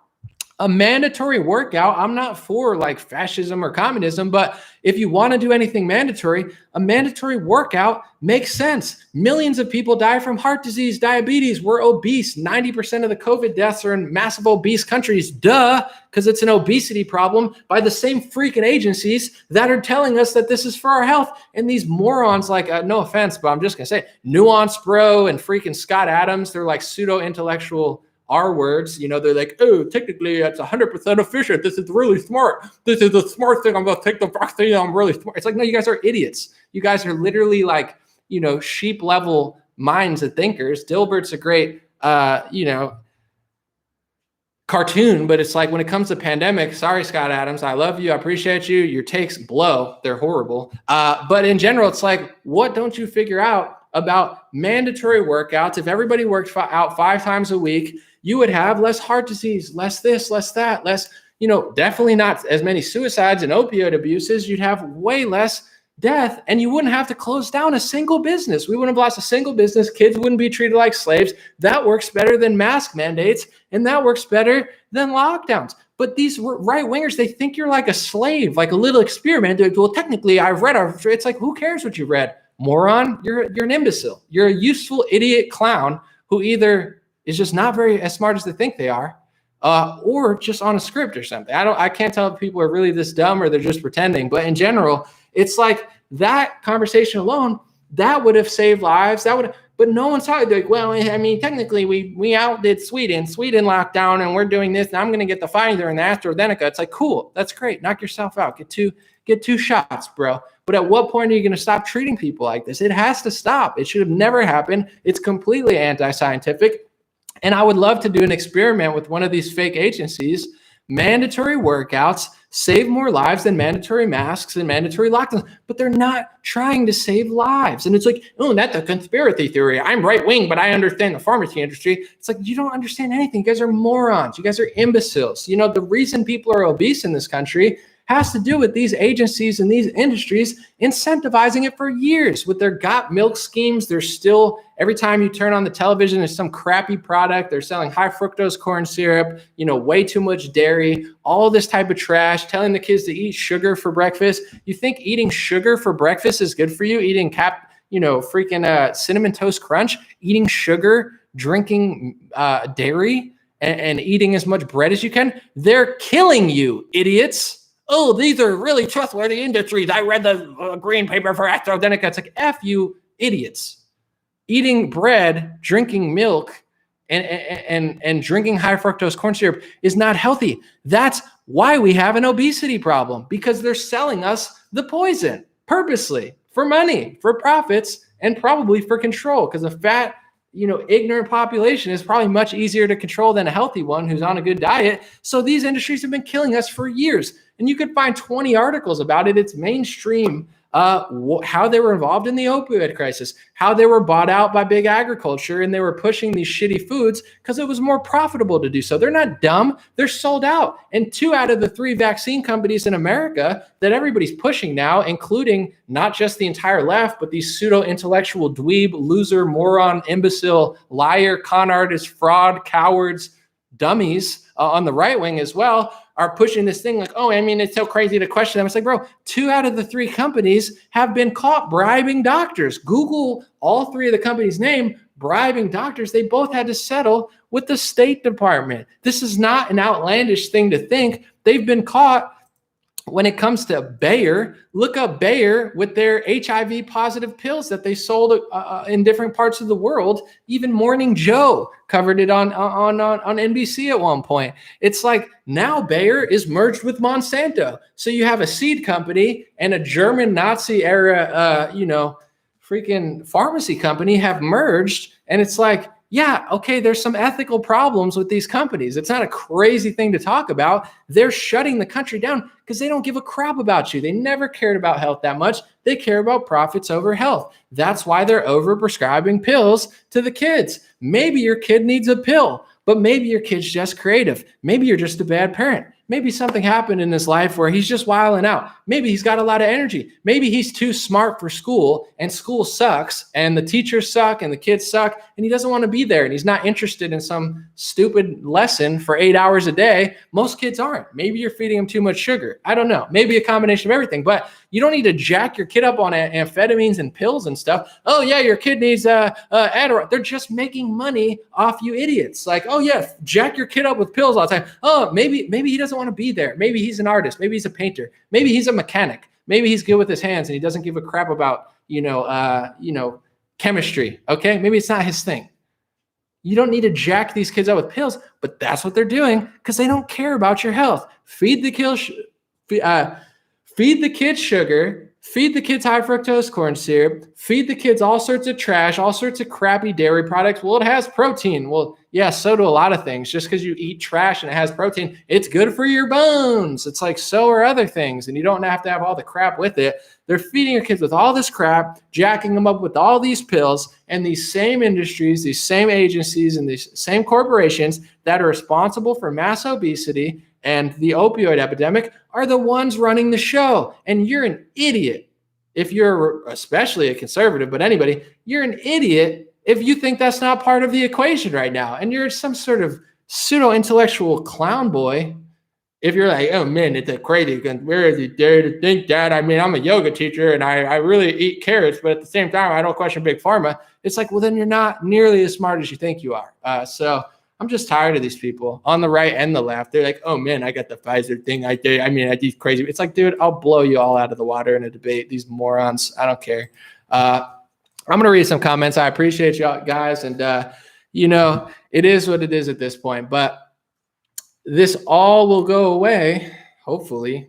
Now we're just waiting like little sheep or something when they give us the green light to have freedom again. But in general, as an experiment, anybody with power, any of these industries, they don't look at like what happened last year, like, man, that was really hard to do. It was really easy to do. So the easier you make it, the more they're going to try again. And if you listen to these people, they're talking about a permanent pandemic. They're never going to stop. And I have to say this, or else I'm going to get another call saying, hey guys, it's the feds. What, it's like, what? Like, I didn't do anything. I wasn't even at the Capitol. But in general, peacefully, respectfully. I obviously everybody knows that I'm like one of the more peaceful people on here, but I'm just going to say it 5 times or else they're going to try to frame me as a terrorist again. But it's like, just put your foot down in some sort of way. This doesn't go away when everybody caves. This goes away when people just have a conversation. Don't just do it. If you're forced to wear a mask somewhere, have a conversation with the employees. Don't make it so comfortable to do. And that's how communism works. Everybody's trying to save their own back. They're willing to just play along, and I don't want to row the boat. Rock the boat a little bit, because if it doesn't get rocked, the direction it's heading is not the right direction. They need to feel some sort of pressure. And, with Royal Caribbean and Miami Heat, maybe a good way is if you're a Heat fan or you're a Royal Caribbean fan, call them and just, you could be nice about it, but say, hey, I spend money with you. Mandatory vaccination is disgusting. You should be ashamed of yourself. These are not FDA approved. The companies have no liability. They're emergency use authorized, but you can't force somebody to take that. Are you kidding me? Do you guys have liability? Is the Miami Heat going to take liability? Is Royal Caribbean going to take liability for any sort of injuries or damages? Because Pfizer and Moderna and Johnson & Johnson sure aren't. And Johnson & Johnson's in court now for baby powder. And Pfizer, has been settled a lawsuit for bribery. And, just bring this to people's attention, because everybody just lets them have the high ground. And that's where Republicans are at fault. They always play in liberal world and defend themselves against it. Flip the script. Lockdowns kill. Quarantines kill. It's not healthy to treat people like animals and slaves, whether you're 2 years old or 100 years old. It's not healthy. They're killing people. They're hurting people. They're destroying our country. They're destroying the economy. They're destroying production all over the place. And more importantly, they're destroying people's health. It's not physically healthy. It's not mentally healthy. And it's not psychologically healthy to mandate masks, to not see smiles, and to treat elderly people, kids, and middle-aged people like criminals and prisoners for walking into a business and wanting to breathe air without a cloth on their nose, which makes no scientific sense, because it's not like they're covering up all the air so no air escapes. They're letting you take it off when you walk 5 steps, and that's how molecules in air works. It's like, it's such a freaking joke. And I think that, it's way too easy. So less worshiping Trump, less worshiping all these people who are doing nothing, less talking about border security. It's fine to talk about border security. It's important, but this is even more important. The election, you want to talk about the election, but you don't want to talk about medical tyranny. The election, if you had a problem with it, was fraudulent because of medical tyranny. And to be honest, Trump won in 2016 with Dominion machines. Giuliani and Lindell and Sidney Powell, they're all getting sued. And if you read Sidney Powell's lawsuit, she's trying to protect herself by saying no serious person would believe what I was saying. It's just my opinion. You thought she was saying facts about Dominion and Venezuela. Half of what she was saying, she had some facts. Others, she was just kind of bullshitting and saying whatever she wants. These are not, no offense, but it's like they get into QAnon and they're like, trust the plan, and they stop using their brain. It's like, even if you're into Q or you were or whatever, it's like you still should research and try to connect dots and be honest. I'll say whatever I want whenever I want. It's like, no, you're a lawyer. You can't just say whatever you want. So to your face, they act like they're 100% certain. In court, they say, no, this is just my opinion. And didn't she say she had proof? Remember when she told you, oh, if Dominion sues me, it's a good idea because I'll have proof. I'll get discovery and I'll show them. She's not saying that now. She's not saying, oh, I have discovery, I'm going to prove. She's like, I didn't mean what I said. No serious person would believe me. I mean, I'm just saying my opinion, like the news. The news can lie. I can lie too. It's like, this is who, and you guys Dominion was part of it in 2018 and 2016. So how did Trump win in 2016? You get what I'm saying? I'm not saying there's not some sort of funny business going on with mass mail-in ballots, no IDs. Like, that's obviously a total joke. We're a joke of a country, and machine voting should be monitored. But Trump's just flailing his arms, getting everyone set up. He won with them in 2016. And he did the lockdown, which implemented the mass mail-in ballots. He dug his own grave. You hold Kristi Noem to these crazy standards that you wouldn't even hold yourself, but then you don't hold Trump to any standards. It's a religion, a false religion, a religion of being duped into the Trojan horse of communism. Thank you guys for being here. I'll read a few comments before I leave. I appreciate you. And like a lot of people in this country, everybody wants to rant to me, my friends, people that I follow. Anomaly, I talk to you. I really have to get this off my chest. So I'm very grateful that I could get it off my chest to you guys in public and actually make somewhat of a living off it. Not just ranting, but more importantly, research, journalism. I'm very grateful because, these are things that everybody wants to talk about and everyone wants to hear. Because if you don't hear it or talk about it, you feel like a crazy person, and everybody doesn't feel good about it because it's not right and it's not healthy. It's human slavery, and it's treating good people like animals, and it needs to stop.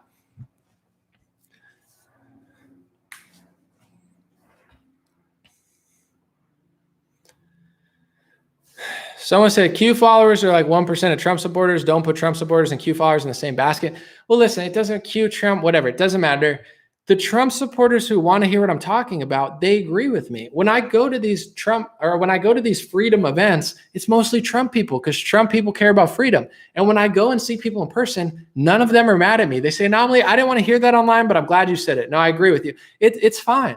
Trump supporters are big people. If I like Trump and you're saying Trump supporter, you know what I'm talking about. I'm not saying you're all racist, you're all Nazis. It's like, no, that's not true.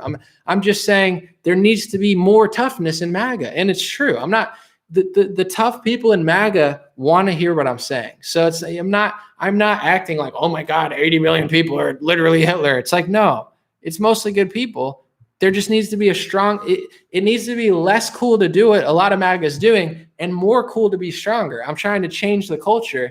I'm not trying to treat people like, they're bad people. Obviously, I love most Trump supporters. I don't love everybody of everything, but I go hard at Trump supporters because I think highly of you. I think it's going to be Trump supporters who save the country.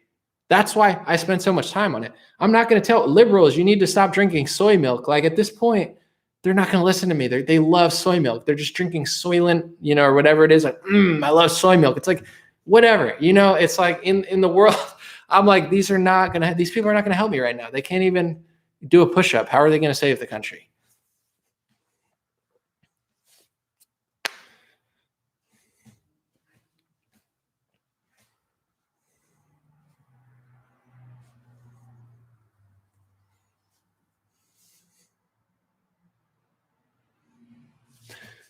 Someone said, I generally like your videos, but this one seems to be a little more fear-mongering. It's not fear-mongering. These are tough truths people don't want to hear. Do I seem afraid? I'm not afraid. I don't want you to be afraid. I'm trying to light a fire under people who don't want to be lit a fire under. And I'm also trying to, there's people here who are looking for someone to say this stuff. I'm looking for a political leader too. I'm looking at Biden, not that he's going to help me, but Trump, DeSantis, Abbott, I don't see it. So I'm saying it. I'm not trying to scare people. isn't it a little frightening to you that you're treated like an animal on a plane and everywhere you go and it's just growing? Like, isn't that more frightening? I'm not acting like, oh, it's the end of the world. You'll be fine. Have a good day. Enjoy yourself, be self-sustainable. But do you know the amount of people that they can't work anymore? They can't send their kids to school. Like, how can you not talk about this? I'm not trying to scare people, but it's like, I don't understand. Like, I'm supposed to just ignore it and talk about border security or something? Like, that's less scary. I don't get it. Shelly Woogie said, freaking awesome. Thank you. Your energy is yikes right now. I miss the smiles. I'm sick of getting barked at. You're the best. I appreciate you, Shelly. I like to smile. I like to, I'm a nice guy. You see me out. Hey, I'm a good neighbor. Like, how you doing? Nice to see you. Thank you. What is this? Who am I? Who am I right now? I'm nobody. I'm nothing. I'm 2 eyeballs and eyebrows that are too thick. I probably need to get them trimmed or something. Like, I'm not even a person right now. This is not fun. Who wants to live like this? How long do you want to see people like this? You're only alive for so long. Maybe you'll live for 100 years. Maybe you'll live for 70, 80, 90. Maybe not. Maybe our life will be cut short. Hopefully not. But who wants to live this way? For how long? It's crazy. I don't like it. And you have Josh said you're on fire. Speaking the truth is rough. You do it well, and I have respect for you. Thank you. I'm trying to find a video of Trump bragging about masks. He's literally like bragging about doing masks. He's like, I did the masks, not Fauci. I'm like, bro, what is going on? You're pro mask now? Like, you're the mask guy? Man, like, I can't do it. I got to say something. Hold on. Let me try to find the video real quick of Trump being like, I did the masks, not Fauci. I'm like, really, dude? Mr. Mask Man now? Hold on. Let me see if I can find it. Let me see. I retweeted it and I unretweeted it. I'm going to look for 5 seconds and I'm just going to give it up. Let's see. I'm going to find it. I'm dedicated. Let me see. I think I'm going to find it.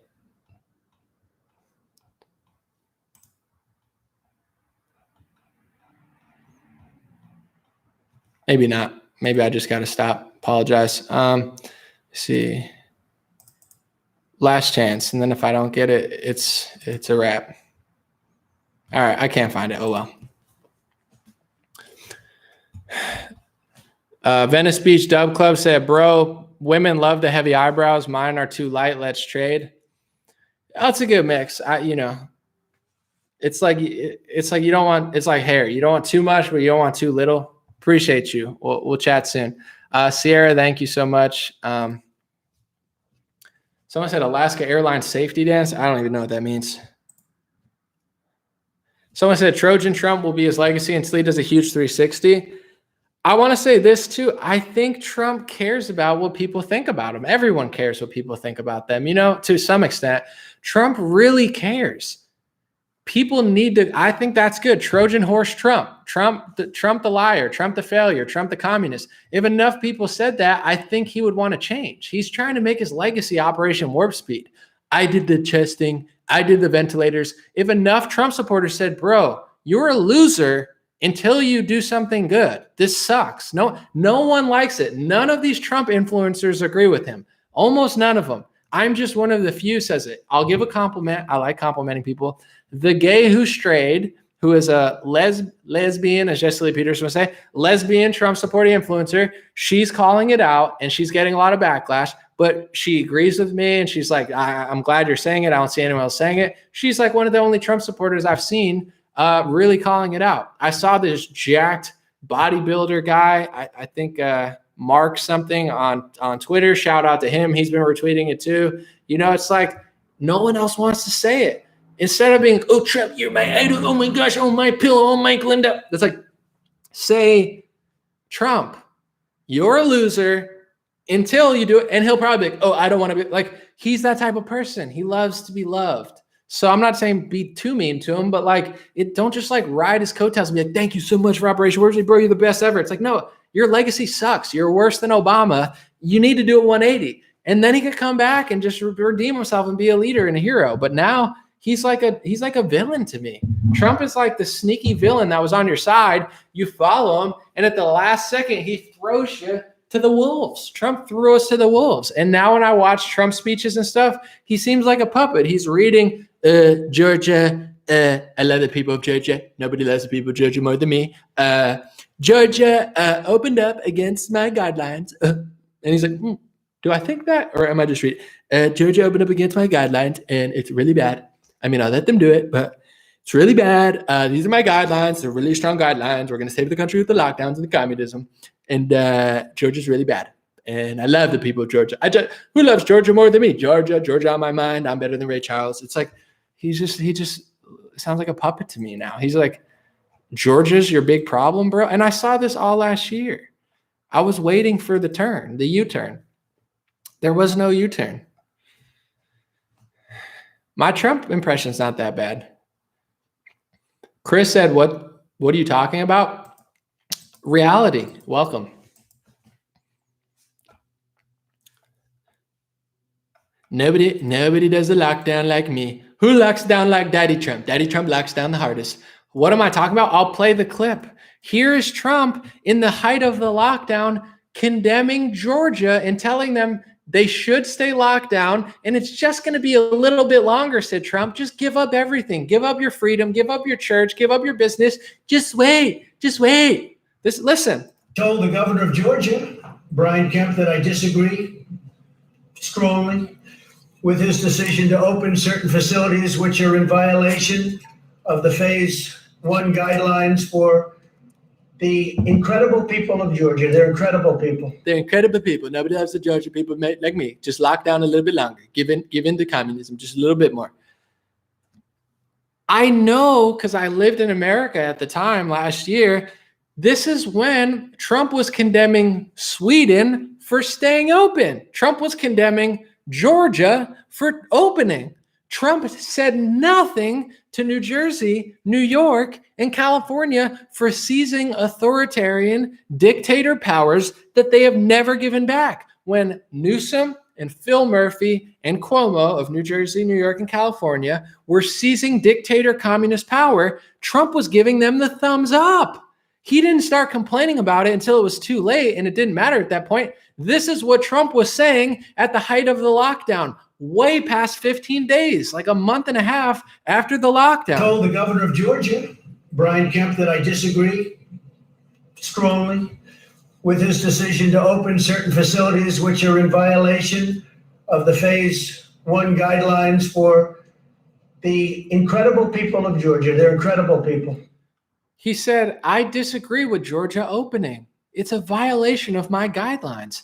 Oh, well, Trump was against the lockdowns the whole time. No, he wasn't. No, you're lying about history the same way liberals lie about everything. You're not going to lie about history because you love Trump so much. I like Trump so much. I'll just lie about everything. He was against the lockdowns the whole time. He didn't even. No, he rolled it out. 15 days to slow the spread, the CARES Act, the extension past Easter, and the nonstop shilling for not just big pharma, not just the vaccines, but for testing, tracing, ventilators. Every step of the way, Trump was giving them everything. And he was more mad at Georgia. That's the truth. That's the real history. That's not truth written on a hat and you're telling a lie. That's what really happened. And you're not going to hear it on most Republican blogs because they're never going to tell the truth about it because they will lie for Trump till the end. And I'm tired of it. Jessica said the former CDC said COVID escaped from a lab in China, but he said it after he stepped down. We all knew this. It's interesting. Yeah, I mean, I got to check that out. I heard that today. I mean, it's so obvious. Oh, yeah. Oh, no. I mean, we'll ban you if you say it. We'll ban you. It's so, I mean, you could question anything. You could say Trump's Hitler, but you can't say that it came from a lab. It came from a wet market right next to the biggest stage 4 lab in Asia. I mean, what a coincidence. And Fauci was funding that same Wuhan lab. He was giving them money to study bat coronaviruses and gain and function research, which is literally manipulating bat coronaviruses and making them transmit into humans when they can't transmit into humans. And the Nobel Prize winner, Luc Montagnier, who discovered HIV, said that he could see the sequence and he could see that it was copy and pasted and it was man-made. I mean, don't see that. We won't publish that. Don't look that way. Don't look that way. It's totally from a lab. It's totally from a wet market. They're such frauds. They're such liars. I can't stand these people. Are like, the devil is so proud of these people. Like Lil X Nas, he's like a gay rapper, and he's like having sex with the devil in his new video. It's like, it's so funny. It's like rappers used to say F-A, I'm not going to say the word, but rappers used to be like super anti-gay in their raps. And then they're like, stop saying that word, be more pro-gay. And then like literally in a couple of years, it goes from that to like the first like popular gay rapper, like having sex with the devil in his video. It's like, does anything make you want to be a Christian more than Lil Nas having a sex with the devil? Does anything make you want to find the most extreme Baptist pastor you could find and be like, yeah, I like that guy even more than Trump? Anything more than like, oh yeah, no, just give him rap music. Like, yeah, that's fine. Like they're having sex with the devil within 5 years. It's like, oh yeah, just let people get married. I'm like, yeah, whatever. I don't really care. People can get married. You want to sign a contract with the government where they could take, your husband could take half your money. Whatever, and then it's like within 10 years, they're like, you don't agree with transgendering a 5-year-old? I mean, what's wrong with you, bigot? It's like, does anything make you want to be more Christian? Like literally off camera, it's like, I love Baptist pastors. I love these people who are just so wild. Everyone's like, oh my God, that's hate speech. I'm like, well, it's what I'm watching over dinner because, it's interesting and you're not going to find it on that many blogs. Let's be honest.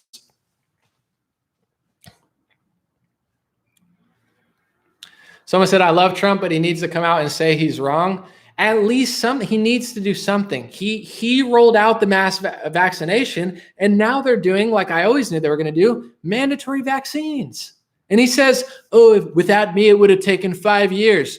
Good. I would love it to take 5 years so they could study it and FDA approve it, you liar. Yeah, I did it. I did it in a few months. That's not good. In my opinion, that's terrible. You suck, bro. You suck for that, Trump. It's like people need to say that, and they'll be, without me, the FDA would have approved it in 5 years and actually studied it more. But I gave all the money to the big pharma. I locked down. I did the mask. It's like, good. Then you're the traitor and you're the coward, Trump. I was blaming Fauci. I'm glad I could just blame you now. It's like, yeah, you're a part of it. We get it, bro. You did it. You're the big hero of the pharmacy industry. Wow, thank you so much for this vaccine. He needs to be at the front of the line, being against mandatory vaccination. He should be sending out an email. He needs to talk about it as a major thing, but he's not going to because he's Trojan horse Trump until proven otherwise. I did it. It's really bad. Nancy Pelosi with the socialism and communism.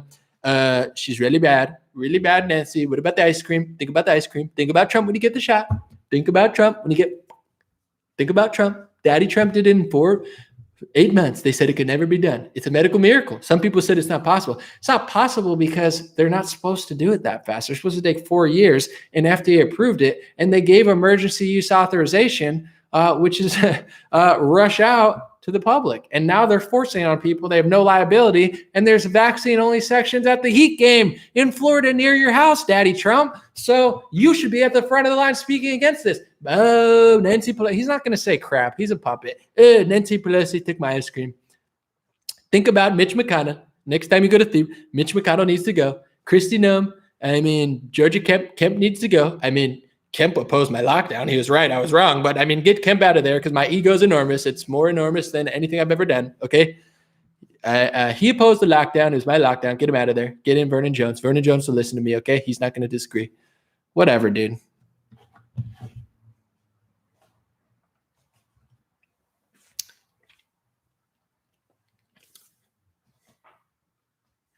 Someone said, what's this LA Night Live?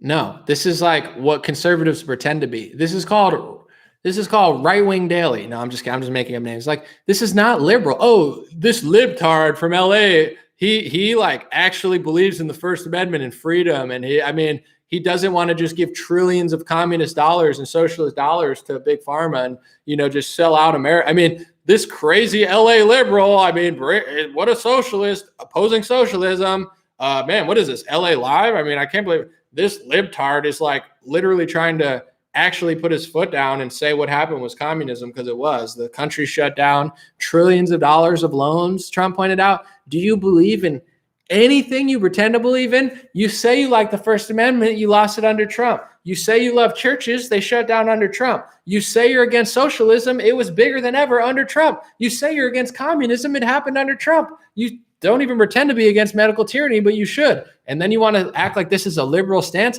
No, this is a more right-wing stance than you. You're not a conservative. You're a Trump idol worshiper. Trump could literally pee in your face and you would say it's raining. That's what you are. It's not LA liberalism. This is Christian conservatism to an extent that does not exist in the Republican Party, because apparently they're all big pharma shilling Zionists who could care less about the American people, serve a foreign nation. And, the media hates this country. Russia and China, it's like Putin wants Russia to be strong. China wants China to be strong. Trump says, China virus. I did the China virus. It's like he's just a clown. And the Democrats are 100 times worse.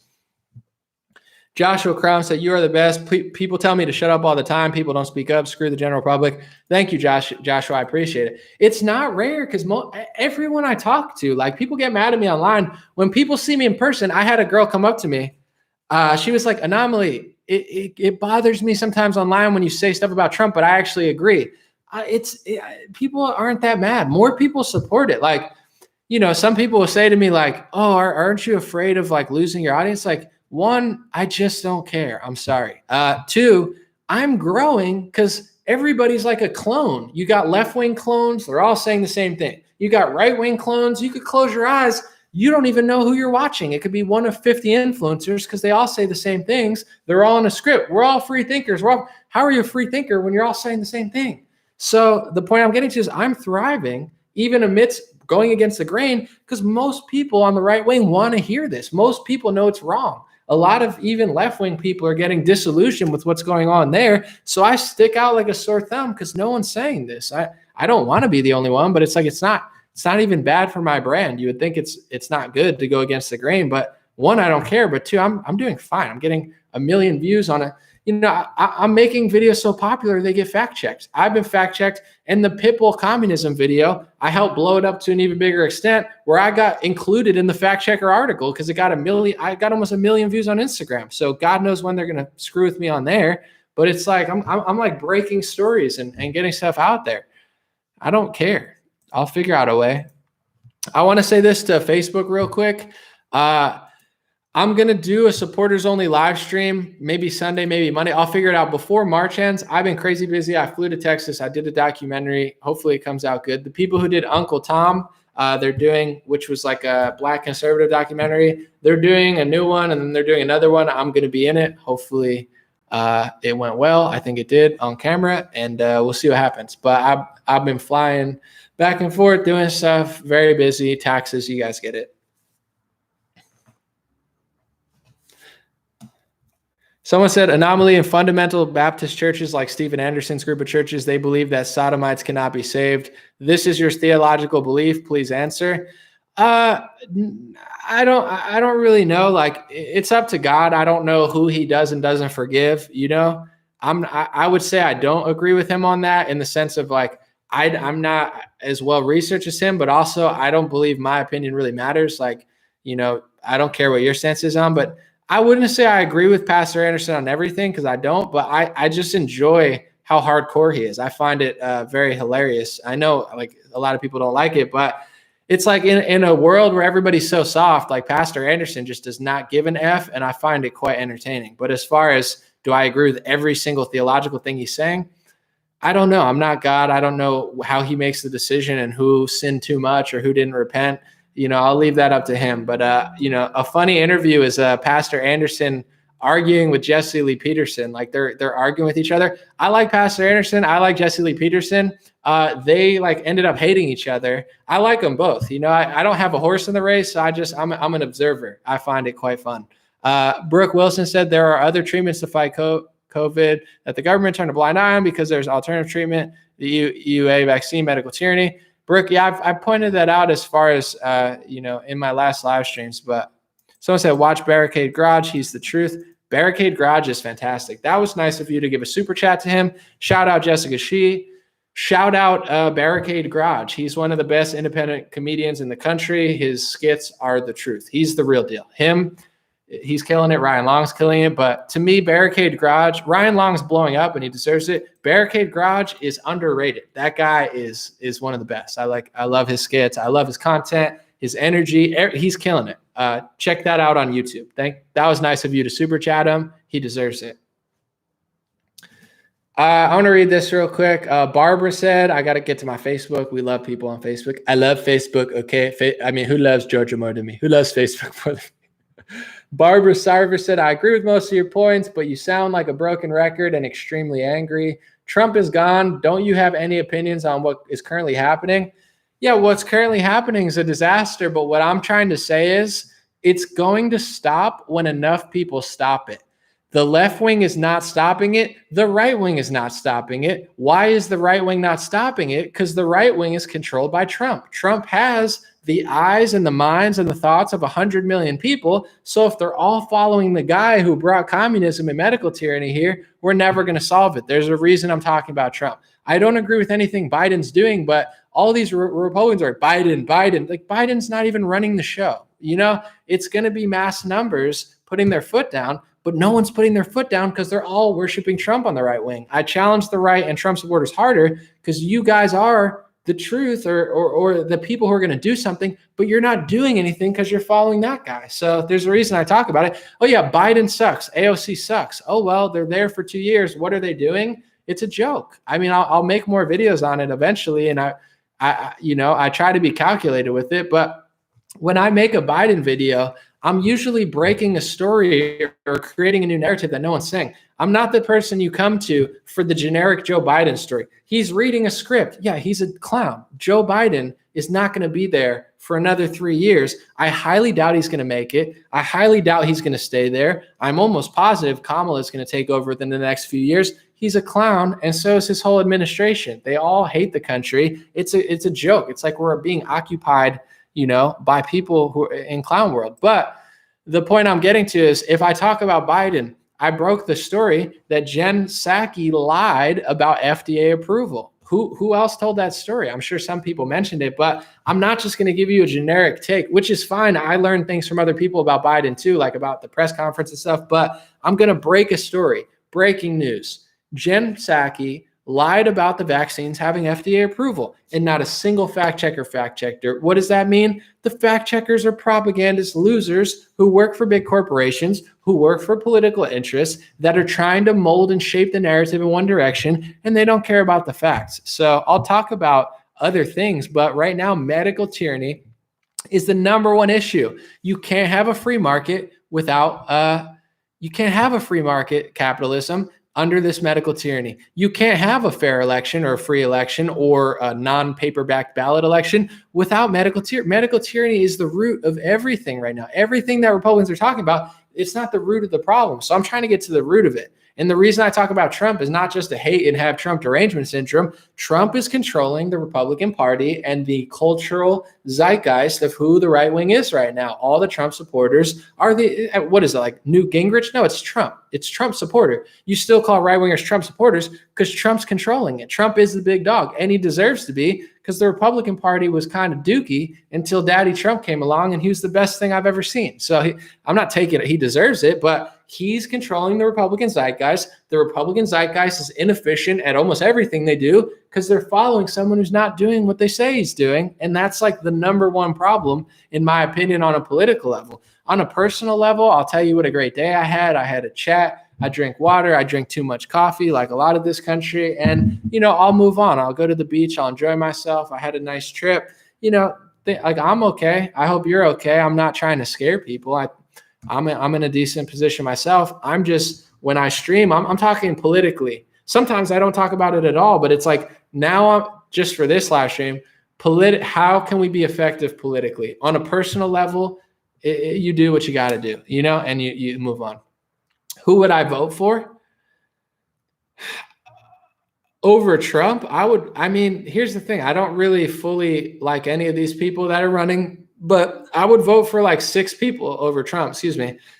If the election were tomorrow, first of all, I'm under the belief at this point that a simple vote is not going to do it. It has to be enough people like really doing something. So I don't even know how much the vote matters, but I would vote for, if the election were today and they're saying you have to vote for somebody okay, I would vote for Rand Paul. I'd vote for Rand Paul over Trump. I'd vote for DeSantis over Trump. I'd vote for Kristi Noem over Trump. I'd vote for Candace Owens over Trump, just to roll the dice and say, F it, whatever. She's wild. She's always mad. She's getting mad at everyone. Whatever. She sounds like I don't think she would cave to Big Pharma. She seems ticked off, throw her in there.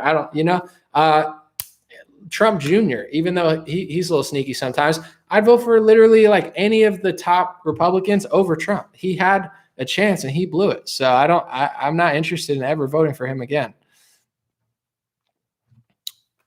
Someone said Kanye. He's a little unstable, but I'd vote for Kanye over Trump. I don't know. I'm not voting for Mr. Vaccine Salesman, Big Pharma. I lock down the country, masks. Like, Trump is such a loser to me right now. And it's sad because I still have my Trump ice cubes. I have ice cubes that have Trump's face on them, and they used to make me happy. Now they make me sad. I look at it and I look at him the same way I look at Bernie Sanders. I was like, you fraud. And it's my fault for worshiping politicians. But I'm like, I look at my Trump ice cubes and I say, man, what a loser this guy turned out to be. And it's sad. I don't like it. I like liking Trump more. And I still like him. But to be honest, he's been quite the disappointment. And I would love for him to turn it around because every time he opens his mouth, he just disappoints me further. And it's my own fault. The Taoists and the Buddhists say you should have no expectations, be like water.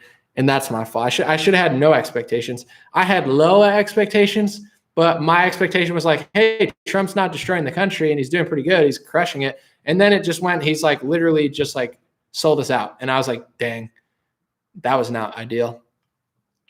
Amir Odom said, thank you for always speaking out on this. As always, you're the realest one out there, fam. Amir, I appreciate you. Thank you.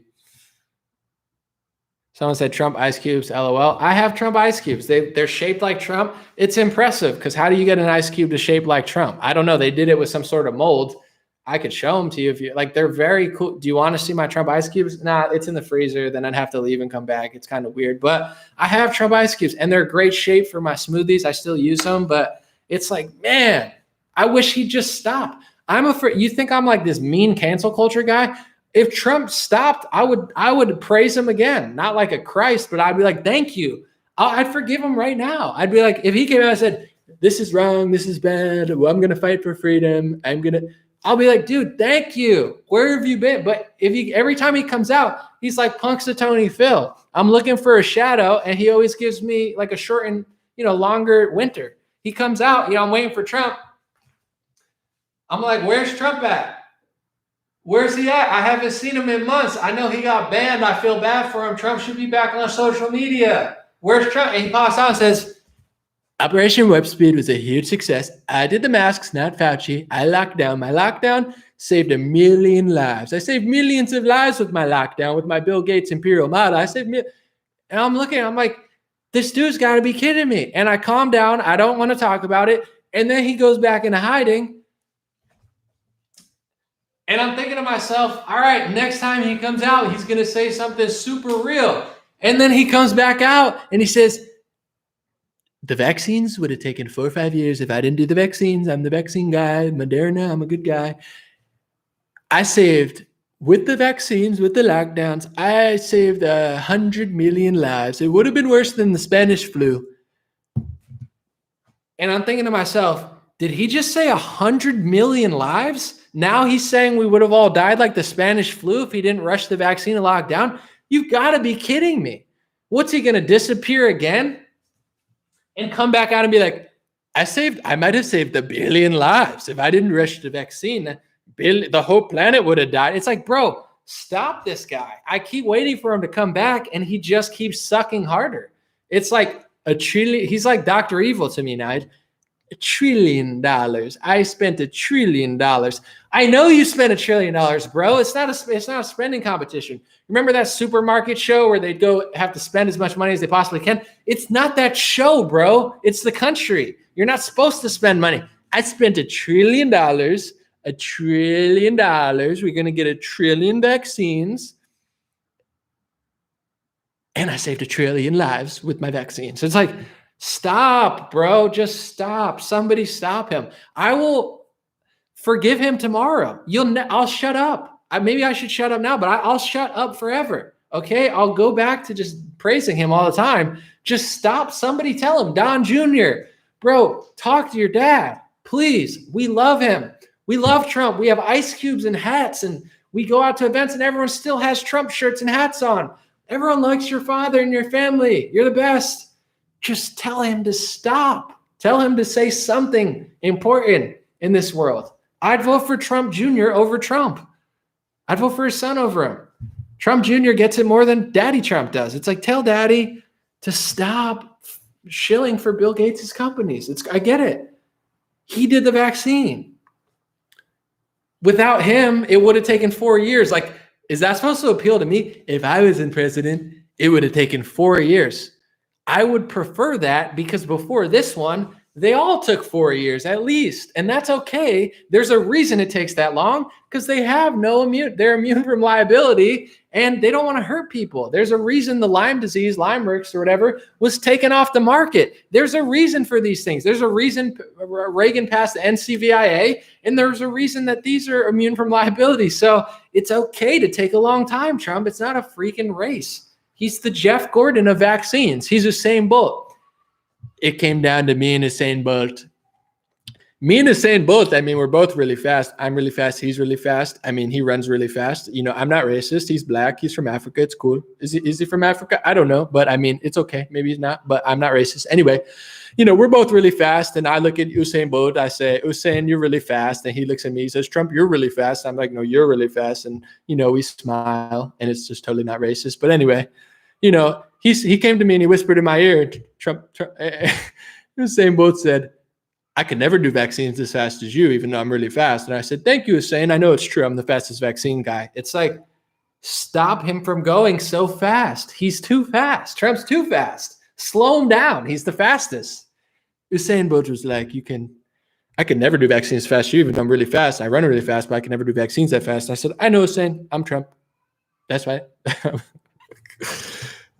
Someone's got to tell him to stop, dude. I can't take it. I can't not say this. Like, I watched his speech and everyone's like, oh my God, it was so good. I'm like, his speech sucked. Trump's speech sucked. He said the same crap when I saw him in Arizona 5 months ago, the same script, the same crap, except he talked about vaccines for longer. And he said 100 million people would have died. Bro, what are you talking about? Don Jr., tell him to stop. Please. I'm going to find it. Hold on. I got receipts. You know me. 100 million people would have died. Bro, dude, this is like, he's so bullish on vaccines. Even Bill Gates isn't that. Bill Gates is like, you know, unprovoked, the FDA will do a good job with this vaccine. Trump's like, FDA needs to move faster on Moderna, go fast. Even Bill Gates wouldn't even try to rush the FDA because he doesn't have to. Because he probably already bought everybody in and around the media and pharmacy that he doesn't even have to freaking rush him. But it's like, dude, he's like faster than Bill Gates. It's not, he's like, listen to what he said on Fox News. He said 100 million people would have died. Bro, Bill Gates' craziest chart that he funded didn't even say that. No one's saying 100 million people would have died. Not even the most liberal professor on the planet. Listen to... You read the fact that I was the one, and this administration was the one that came up with a vaccine, which is going to save the world, okay? It's going to save, we would be, I think, worse than 1917, where 50 to 100 million people died. The vaccine is such a big thing. When you add it all up, I think we'll do very well in 2 years, and I think we're going to do very well in 4 years. Bro. He said 50 to 100 million people would have died. It would have been worse than the Spanish flu. Under what metric, dude? There's not a single chart that even says that. Even like the craziest prediction from Bill Gates. Bill Gates would listen to that and be like, bro, you're out of your mind. Like, he's like, I lie for a living, and I wouldn't even say that. It's like, dude, Trump is such a liar now. It's not, am I not supposed to notice that? My gosh. Someone said Fauci told him that crap. Yeah, I know, but it's like, I am not voting for Anthony Fauci. Fauci says Trump should go on Fox News and tell people to get the vaccine. And Trump goes on Fox News and tells everyone to get it. If he wants to do that under his own will, that's fine. But it's like, as soon as Fauci tells him to jump, he jumps. My gosh, we got to calm down, guys. We're losing it here.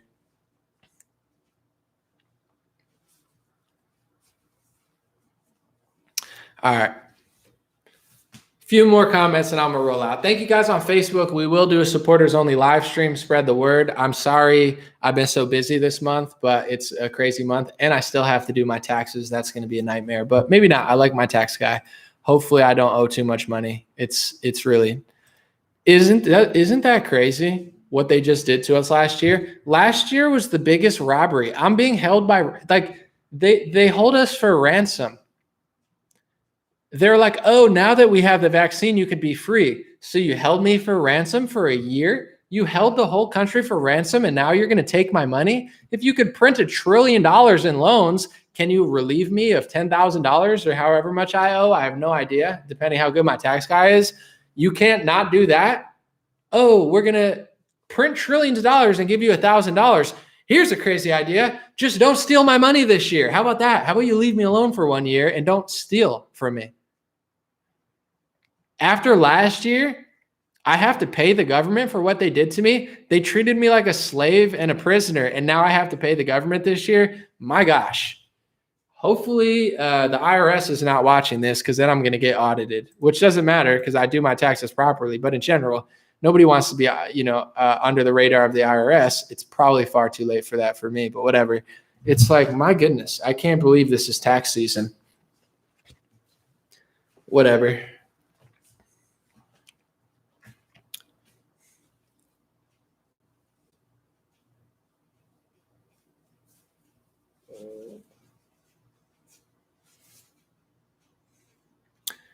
Let's see what we got.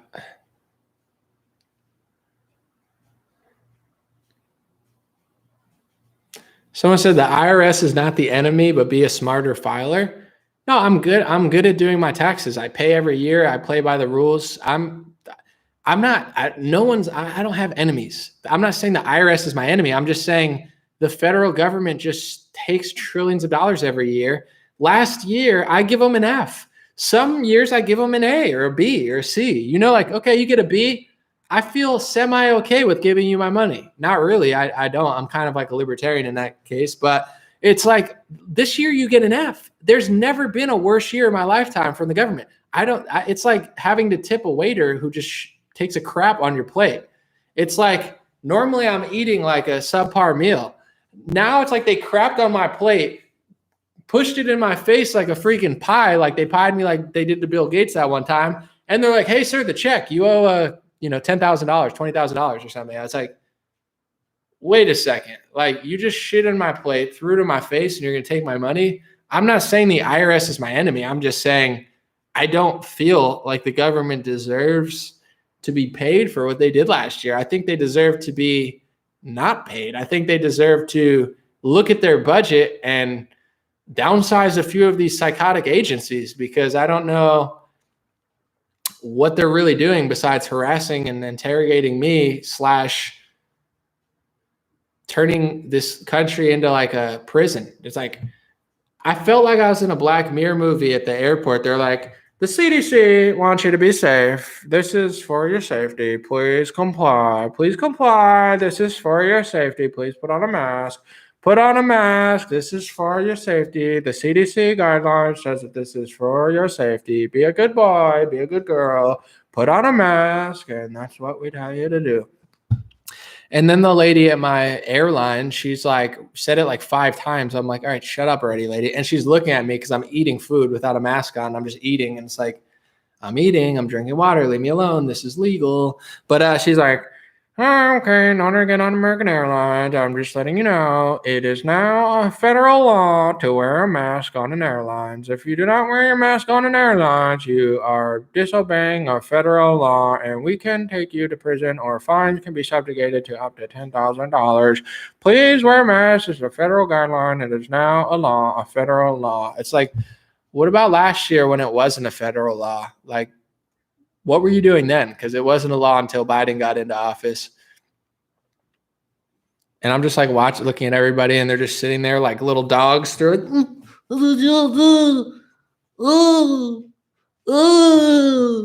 hey, come here, kids. And they're like, and I'm just like sitting there and I'm like smiling at people as they walk by. I'm like, something's really wrong here. My goodness. It's okay.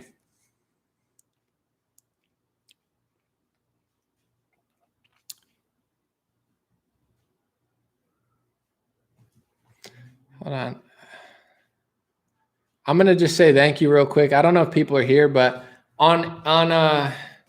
it's not loading, but if it loads on Facebook, it says top star and star comments. This is very helpful. Hopefully it works, but okay. Yeah, I have. So now I apologize if you're not here, but this is really good news. Okay. So on Facebook, I can see who sends stars now. Before I couldn't. I got to go through and thank everybody. I'm going to do that. And from now on Facebook, because I read the super chats on YouTube, and I couldn't figure out how to do Facebook, but now they allow me to. So I'm just going to read some of them. Thank you, Greg Donardo. Thank you, Maria. Thank you, Kamel. Appreciate you. I'm going to read some of the comments too. Maria said, totally agree with you. Thank you. Kamel said, Trump was literally fighting the entire global elite. People die doing that. I don't really think he was fighting them as much as you think they were, but it's like, I don't know. Okay. So bad things happen if you fight the global elite. So just submit, just be a slave because they might do something bad. It's like, people are such cowards. I appreciate you for the super chat, but it's like, okay. So he fought really hard and then he just totally caved and sold out the country because he was afraid. He got really scared at the end. Well, then why would you follow him? Why would you follow a scaredy cat? Okay. Trump is so scared. Stop worshiping then. Okay. Yeah. He gave up. He gave up fighting the elite and became the global elite because he didn't want to die. Okay, then why are you worshiping him? It doesn't, your logic makes no sense. Like, I mean, he really caved and, he really gave in, but I'm still just going to pretend like he's doing everything behind closed doors when I know he's not. I just said he's not, but I mean, he's going to do it. He did his best. He didn't do his best, but he did his best. He's trying. He didn't try. He sold out, but I still like him. He's not a sellout, but it's like, what? Okay. What then what? Then he's just another guy. Let me see if I can get the star comments on, I'm going to go through some of the star comments when they load. They're not loading right now, but I'll figure it out. Still here with me. Thank you, Grandma. Grandma Janet. We love Grandma. We love grandmas on this platform. The star comments are not loading. Come on. Oh, well. But we love grandmas on this platform. I just have to say before I leave, you won't find a more pro-grandma platform. And I say that with pride. You're not supposed to have too much pride. It's a sin. But I am proud of my grandma support. So I just wanted to say that. We love grandmas here. You compare us to any other network on the planet who loves grandmas. You're not going to find very many networks who love grandmas more.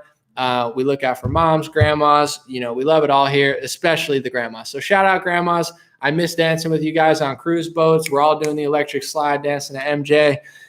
I will fight hard for grandmas because grandmas do not deserve to be treated like animals. Grandmas do not deserve to be treated like slaves. Grandmas do not deserve to be treated like cattle, and grandmas need smiles. No one loves smiles more than grandmas. Let's be honest. So when you take away smiles, grandmas are not happy. We are the number one unofficial, because I have to say that so I don't get sued or something. We are the unofficial number one pro-grandma platform on the planet. I'm just going to make that bold statement. Is it true? We'll see. Could Trump ever be my guy again? He just has to do the right thing. I'm not this evil person that's like, you can never. Everybody makes mistakes. Everybody has flaws. There's pros and cons. Life is tough. I'm not God. That's a whole different story. So I'm not out here trying to judge how much I hate him forever. No, yeah, he could. Today I could smile and say, I love Trump so much. He just has to do something other than what he's doing, or else I'm just not interested. I'd forgive him in a heartbeat. But I think he doesn't, like, people underestimate their own power. If enough people made it not cool to do that, he would reconsider, Everyone doesn't want to say it. It's the same with the masks, the same dynamic. No one wants to say it. Everybody just wants to go along. They think it, but they don't want to. And that's why it keeps going. It's the same thing with Trump. I think if enough people expressed disdain, he knows, he hears, he has advisors. He might actually change. Grandma Janet said, I agree. We love Grandma Janet here. We love all grandmas. If Grandma Janet agrees, I'm doing something right.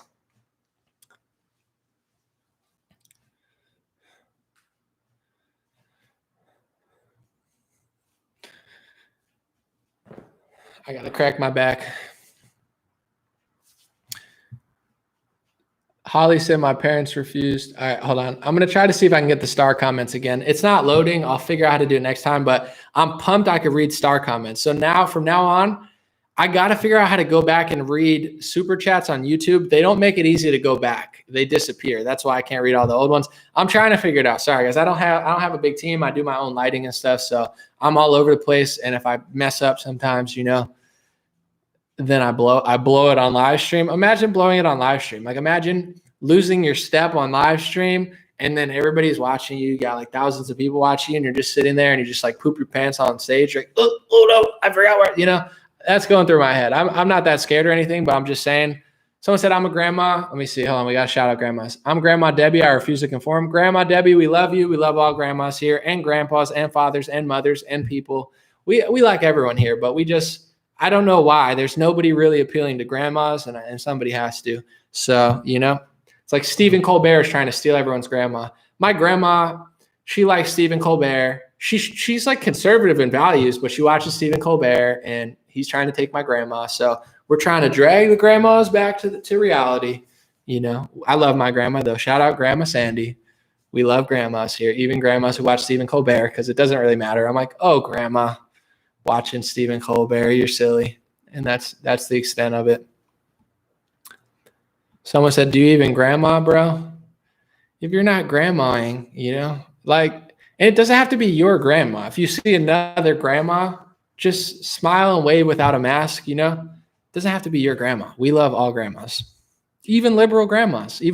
We like liberal grandmas more than we like liberal adults and kids, because like liberal adults and like college kids are really annoying. And it's like, come on, get your stuff together. Liberal grandmas, we understand. We're like, listen, they're older, maybe they watch the wrong TV. They don't get out as much because they're homebodies.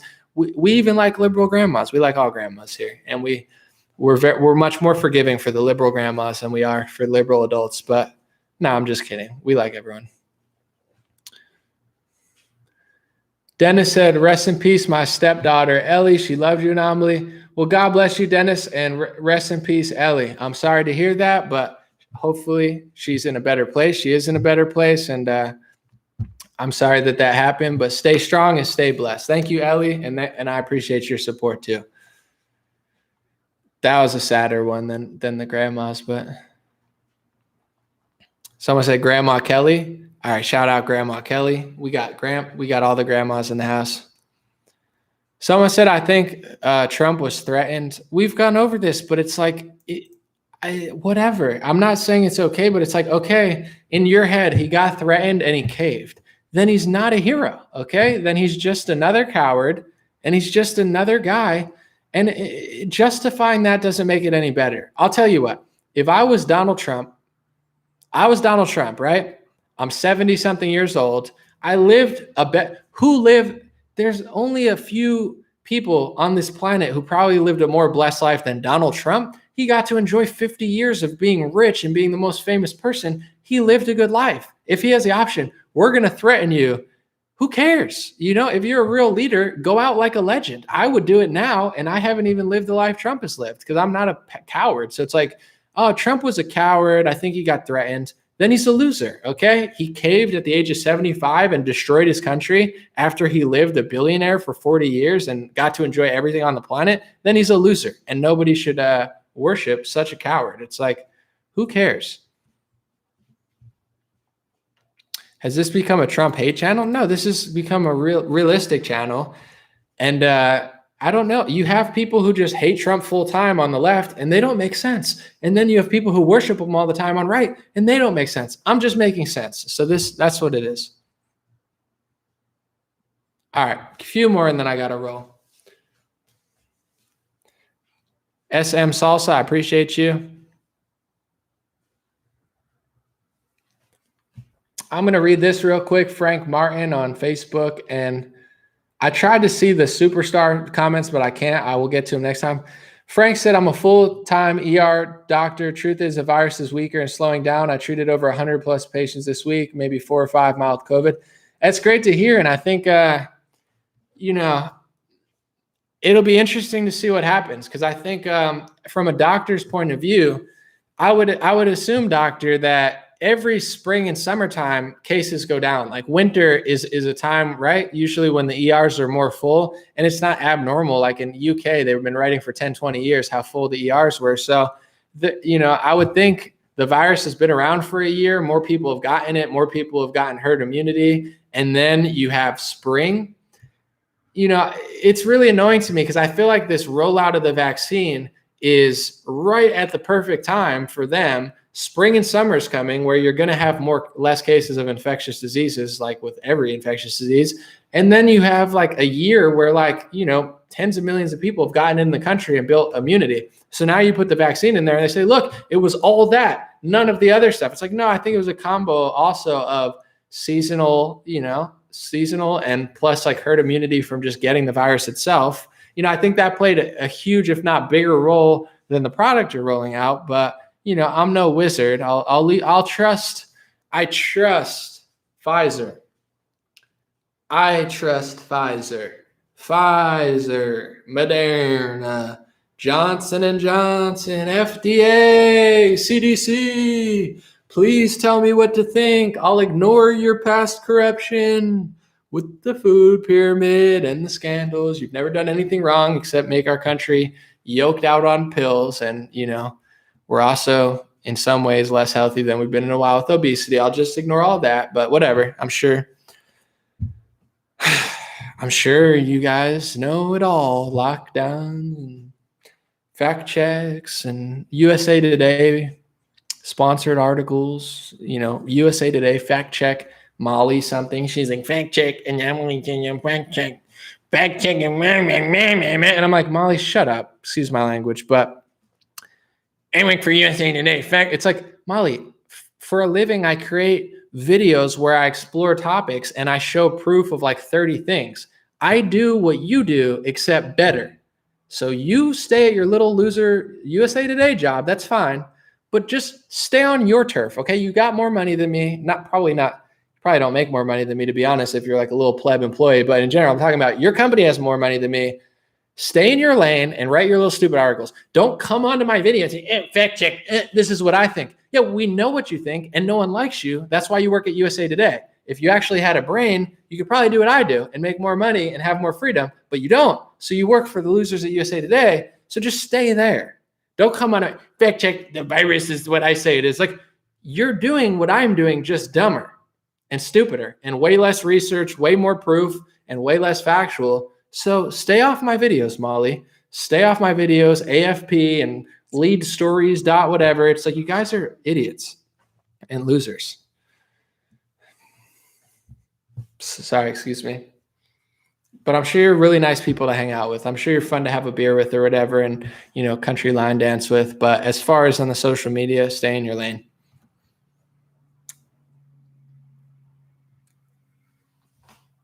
All right, I got to roll out in a second. Someone said, who fact checks the fact checkers? I do. Every time I fact checked them, they're not even good at facts. Like sometimes they're right. And like, yeah, people make mistakes. But a lot of times they're not. No one fact checked Jen Psaki. She had a huge lie about the vaccine being FDA approved. They're not FDA approved. That's a fact. Fact check, she's a liar, but they don't care. They're shilling for these industries. And if a lie goes in their favor, it's fine.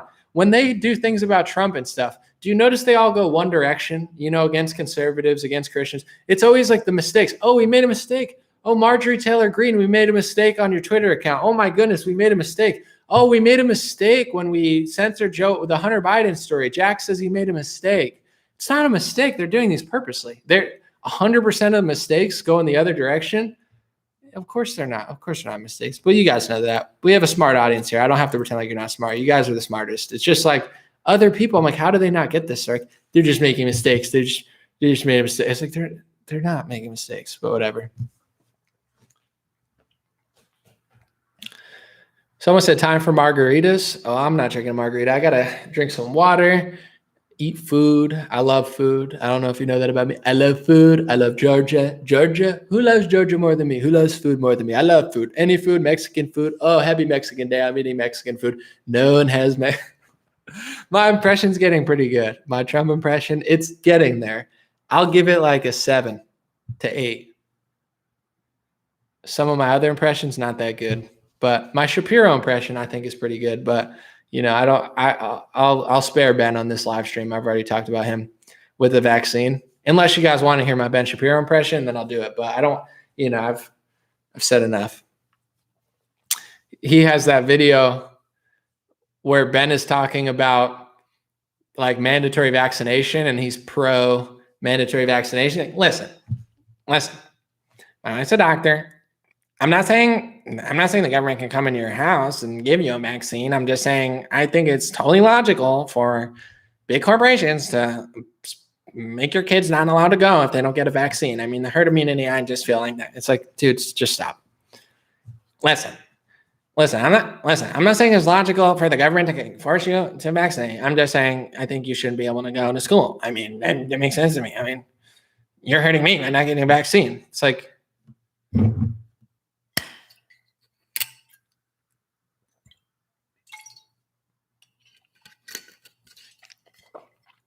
okay, dude. Whatever. I gotta go, guys. God bless you. God bless your family. God bless America. God bless the world. I want to say this too. It's like, it's interesting with Israel being so pro-vaccine, because in America, you have like the Dershowitzes and Shapiros who are super pro-vaccine, but then you also have a lot of like Jews and Hasidic Jews are super against the vaccine. I met this wonderful Jewish woman like 2 years ago at a party, and like she always emails me. She's super against the vaccine and like, feels like very, with her history, she feels very like this is not good to be forced medication. I mean, most Jewish people should think about this, especially with history. Like, you go back to like some of these pharma companies and what they were doing during World War II. It's like, you would think that would go in people like Ben Shapiro's head a little bit, like they're always talking about history and how bad it was and how everybody, this is the worst thing ever happened in the world. It's like, okay, so then you're going to be pro mandatory vaccination. It's like, there's like a disconnect in Shapiro's head. It's like, on one hand, everything's anti-Semitic. It's anti-Semitic to say that someone has dual loyalty, even though Israeli spy who just went back to Israel, Jonathan Pollard, said, I have dual loyalty. That's why I spied. I'm a Jew. I love Israel. So should every Jew. So it's a fact that some Jews have dual loyalty, because an Israeli spy just admitted that for Jerusalem Post. But Ben Shapiro says it's anti-Semitism to suggest that anyone Jewish in America has dual loyalty. So Ben Shapiro's a liar, and he doesn't believe in free speech. He wants to shame you for telling the truth. But then he doesn't realize why someone wouldn't want to be mandatory vaccinated. And there's a lot of Jews that don't want mandatory vaccines. In fact, they're some of the biggest opponents in New York. The Hasidics and stuff, they go hard. Like, they're like, stop, leave me alone. I want to gather. I got the cool curls. The curls are protecting me from COVID. No, I'm just kidding. But, they got the curls. They don't want the vaccine. So I just find it interesting how on one hand, the biggest supporters of the vaccine are like Dershowitz, Kushner, Israel. And then on the other hand, you have like the Hasidics who are like the most anti. It's quite the power dynamic going. We need to find like a Hasidic dude from New York City to debate Shapiro. It would go something like this. Listen, I respect you. I'm a Jew. You're a Jew. We both believe Judaism, okay? But I think we should mandatory vaccines. And he'll be like, no, Ben, no mandatory vaccine. You don't know what it's like to be. I would love to see a Jewish vaccine debate with like just like a Brooklyn Jew who doesn't want the vaccine and Shapiro. Come on. That's front row entertainment right there. And it's also like, I would be on the side of the Brooklyn Hasidic Jew. I'd be like, Ben, no mandatory vaccination, bro. But no, I got like Jewish women hitting me up all the time. They're like, I don't want this. I'm like, yeah, I know why. I get it. I get that. It's like same with like, they're like, a lot of black people don't want the vaccine. It's like, yeah, because of the Tuskegee or however you say experiment. You've experimented on black people before. So, they're understandably hesitant when you have a bad track record of leaving them alone. So that's like the same. I don't know. I got to see a debate like that, but we'll see. Someone said you've been live for a while. This is great. Yeah, I didn't even realize it's only 2.5 hours. I apologize. Someone said maybe Shapiro's been bought. I'm not going to theorize, but it's like, I don't know. His vaccine stance is bad, but whatever.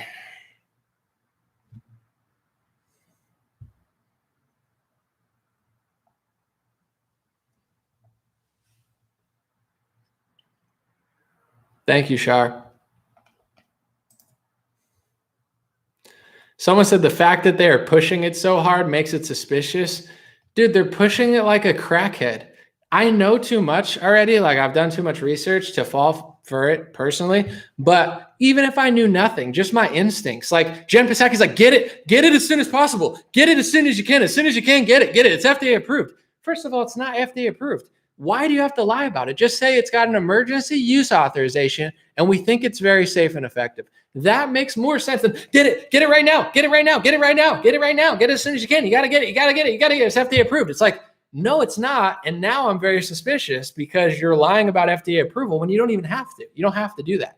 It's like, if you get it, we'll give you a Krispy Kreme donut. We'll give you a Krispy Kreme donut. We'll give you a Coke. We'll give you a Pepsi. We'll give you anything. What do you want? What do you want? What do you want? You want it? You want it? You want it? Like if I was at a car dealership and someone was like cracked out like that, I would not buy the car. It's like, hey, you got any, I don't know, you got any Grand Cherokees here? Like, oh, Grand Cherokees. Oh yeah, we got this one. This one's a beauty. I mean, yeah, no, the lights aren't working on. The lights don't work on, but I mean, come on, do you even need lights? Do you even need lights on? I mean, nowadays, there's lights all over the road. These were built when these were built. They had never had lights on. I mean, they used to never have lights. Now you got lights. Okay, you want lights? Yeah, of course, everybody wants light. You want to go left, you want to go right, but they don't got lights. But you got, come on, it's a sale. It's a good sale. I mean, I've never had a good sale. This you got to get it. You got to get it as fast as you can. This guy wants it. This guy wants it. I'm like, no one's here. What are you talking about? Nobody's even here. It's like, no, I don't believe you. You're not a good salesman. You're doing too much. You're going too hard. That's what it reminds me of. It's like, or like a crack dealer. He's like, dude, I got the best crack, man. I got the best crack, man. Buy my crack, dude. It's like the best crack. I mean, I've never had anything as good. Just do buy it as soon as I do. Buy it right now. Buy it right now. Like the cops are coming. Buy it right now. I'm like, dude, I don't want to buy it. It's like that's what that feels like. I think like some average. It's like. The NBA is like the NBA, the partner sponsors. I mean, vaccinated. It's like, stop. Mask culture. It's like, ooh, the big activist. He's like, ooh, Black Lives Matter. And you're like, whoa, what? Was that Malcolm X right there? Can you run that back? That was the most profound activism I've ever heard. LeBron James is still on page 1. He's been on page 1 for 100 days now. He's like, no. Build black businesses. Black Lives Matter. Black people built the NBA, besides the white guy who invented it. But yeah, there's a lot of black people in the NBA. I get it. It's like, Black Lives Matter a lot. And you're like, you're like, dude, I just went to Harlem and like, literally everyone's got $1 million. Thank you so much for your activism. It's nuts. Like as soon as you said Black Lives Matter, I went to Harlem and everyone's driving a Mercedes. There's no trash on the road and businesses are booming. There's like huge towers to black owned. It's like, dude, you're not doing anything. And they're just selling freaking crappy food all the time. Like black built businesses, build black, the NBA built by black. And you're like, sponsored by Mountain Dew. Exactly what black people need. More Mountain Dew. It's like these people are such State Farm. Yeah, insurance companies have a lot of money, so they pay you. It's like Taco Bell and Mountain Dew. And it doesn't even matter if you're black. I'm just saying they act like they care about black people so much. Like no one should drink Mountain Dew that much, really at all. But in general, it's like I drink soda. I'm not going to act like I'm perfect. I'll drink a disgusting Mountain Dew and I'll feel like shit every time. It's like it reminds me of the Trump tweet where he's like, Coke. He's like, Coke is a disgusting product and a disgusting company, but I still drink that garbage. That was like the funniest. I got to find the exact quote because like it was like the realest thing. Coke tweet, Trump's Coca-Cola tweet was so relatable. He said, let me find it. He said, I've never seen a thin person drinking Diet Coke. And then he said, wait, let me see. He said, the Coca-Cola company is not happy with me. That's okay. I still keep drinking that garbage. He's like the best tweeter of all time. Even when I'm mad at him, I'm like, bro, he was the funniest at Twitter. He's like, they're mad at me. That's how I feel about soda. It's trash, but I'm still going to drink it sometimes when I'm just like in the mood. But it's like, okay, you take this huge stance on health. Black health matters. Sponsored by Taco Bell and Mountain Dew. Yeah, thank you so much, man. It's nuts. Since LeBron James said Black Lives Matter, I mean, there's been no crime, there's been no poverty. It all just like disappeared out of thin air because the NBA, sponsored by Mountain Dew and Taco Bell, said something about high fructose corn syrup and like crappy grade meat that, you probably wouldn't even feed to a dog if you cared about your dog that much. But I still eat Taco Bell sometimes too. I quit for 3 years and just sometimes I'm feeling degenerate and I eat it and then I feel disgusting and I regret it and I say I'm never going to do it. And then I do it again once in a while. That's just how I am. But in general, it doesn't do anything. Whatever. Can I talk about the border being pretty much opened? This whole country is like a joke now. I'm just trying to make jokes because the whole country is a joke. Yeah, I mean, the border, okay, Biden sucks at border security. Yeah, but I'm more concerned about medical tyranny, but it's like, yeah, Biden bought Facebook ads. Go away in Spanish. Like, what does Facebook ads say? He's like, no. Translation, English, no. Biden's just like, no, America, no. Estados Unidos, no. Por you, no. And they're like, he bought Facebook ads telling people not to go. You're like, well, I hope the human traffickers are on Facebook when they're across the border. They're just like smuggling in children. And they're like, they see a Facebook ad just says, Estados Unidos por you? No, no. I guess we got to go back now. I don't know. Biden said no on Facebook. It's like, yeah, I don't know. It's not the best security I've ever heard. But in general, what do you expect from a living potato that, I mean, is probably 5 years away from croaking? But I hope he lives a long, healthy life. But I just don't see him surviving as the, I don't know, leader of the president of the United States. Not for much longer. I'm sure Kamala, with her really authentic laugh, because that's just how you laugh when you really think something's funny. You're like, they're like, so Kamala, what do you think about the war in Syria? You're like, it's not funny. People are dying. And she's just like, I'm nervous and I'm fake and I'm sold out to every corporation you could possibly see. You have no idea how stressful this is. You have no idea. I have no soul. I have no soul. I have no soul. I pretend to be black and I'm black. Now I'm white. Now I'm Asian. I'm everything. What do you want me to be? I'm a woman. I'm a guy. I'll be both. There is no gender. There's a gender. It's like, dude, her soul is so far gone. It's insane. Like some people sold their soul, like part of their soul. Like Kamala Harris has like no soul.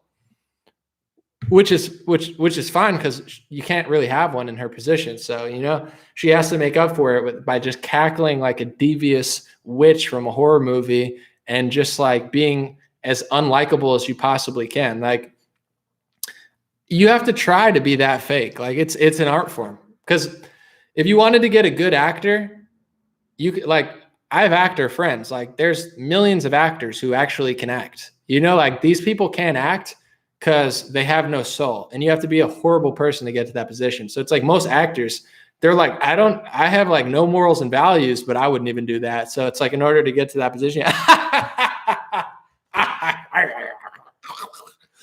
oh my gosh, like that's the only way to get there probably. So, she's done a lot of nothing, but I don't know.